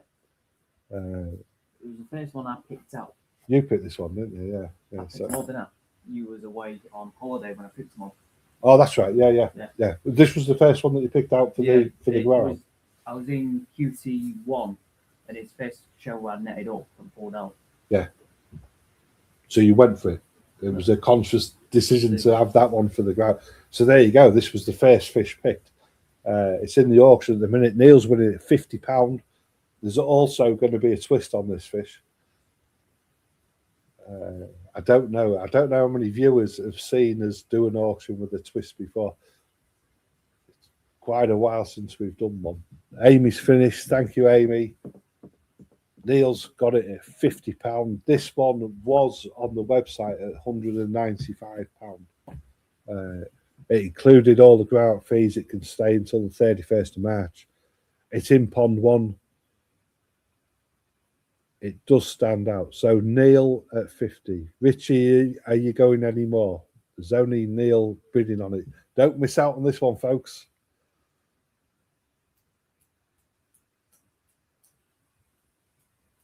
So if you've been watching us, I will let Dek reveal the twist. I don't know if the twist is right, so I'll let you reveal it because I've got two now. We've got two twists. Richie, are you all done? It's with Neil at £50. Neil's going to be laughing his head off when this one's done. Amy's finished. Anybody else? I'm going to let it play out one more time. This is your last chance to get in on this one. Ben's gone £55. So £55 with Ben. Richie's finished. Thank you, Richie. Neil's gone 60. Things are going to hot up now. I think Lorraine's in at 60 now. Daniel's in at 60. Come on, bid away, folks. There is a twist on this fish.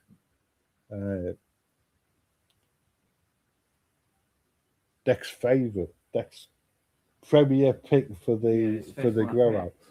I like some of the Sankeys in there. I think some of the Sankeys are as clean as whistles. The Sankeys was a lot harder to find. It took me a while to find the Sankeys. Yeah, yeah. So it's with Neil at 60. Ben, are you coming back in? Lorraine, Ben's gone 70. Daniel did go 68. Ben's just picked him with £70.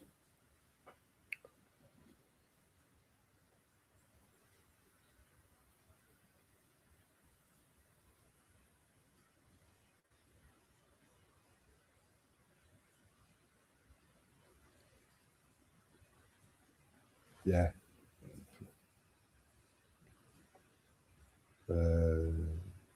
Jack Wesley, when are you going to ship to us? I think that means US. Oh, sorry. Oh, hi, Jack. Yeah. Not just yet. It's yeah. I think it's something that we haven't looked at the minute. At the moment, we're only UK mainland based. We can't even ship into Ireland, unfortunately, which is such a shame. But keep watching, keep coming to the auctions. If we do get the opportunity, then of course we'll let you know. Neil's gone 75, Daniel's at 85, Ben's gone 90. The bidding's hotting up on this one. It's a beautiful koi, really nice long body on the fish. £90 with Ben.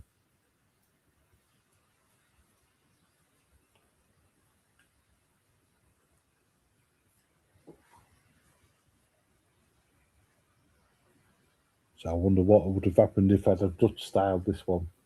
Yeah. Yeah, so Jack, I watch every chance I get. Yeah, it's good to see you, Jack. Thank you for joining us. Whereabouts in the US are you? Because like I said, I do have contacts. If I can point you in the direction of somebody, then I certainly will do. Ben's gone £100.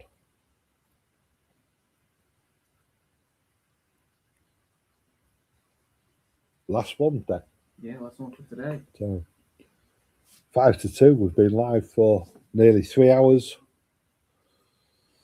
Thank you to everybody for joining us. St. Louis, Missouri. Yeah. Keep in touch, Jack, and I'll have a think. What's the nearest koi dealer called? That'd be an interesting one to ask you. Neil's gone 105. Richie, wonder what the twist is going to be. You never know with me. Sometimes you could pay double. Sometimes you could pay 50%. Sometimes they're even free. Jason saying, "Oh, it's a pleasure." Ben's gone 110. Ben's gone 110.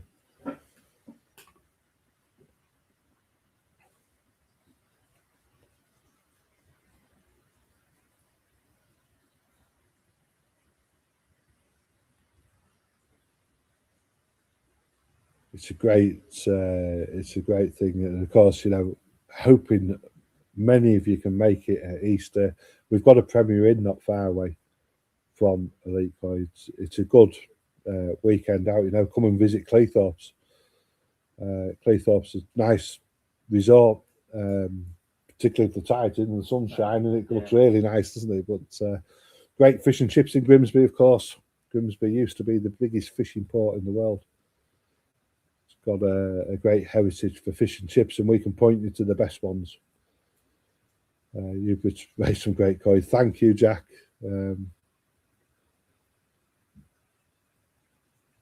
Good water, good food. That's our mottos. And if you keep a regular routine with the koi and get to know them, there's no great secrets in raising them. It's just getting to know your fish. Neil's gone 130. This one's bumping along the shower. Ben's finished. Thank you, Ben. It's with Neil at 130. Who else was bidding? I think it was just between Neil and Ben. Okay, Lorraine, thank you very much. Off to China tonight. Have a safe trip. If you need anything, Lorraine, you know where I am, and Neil's knows where I am if he needs anything as well. So thank you very much for joining us. Richie's coming up at Easter. It's with Neil Baldwin, right? I'm going to say going once, going twice, going 3 times, and that one is for Neil. £130. Go and reveal the twist. I don't know which one you was going to do. Which one do you want to do? That one. What do you have in mind? I don't know what you I thought the one that we did before. That one, Neil, is on us. That one's a free one. Now, when I do a twist again, folks, it won't always be for a free one. It may be 50% off or 40% off or whatever. That's just my little treat for thanking you all for joining us. As always, do appreciate everything that you do for us. Neil, don't worry, I will get that back off you one way or another. So thank you, everybody, for joining us, and we shall see you next week. Cheers. Cheers, guys, girls. Bye-bye.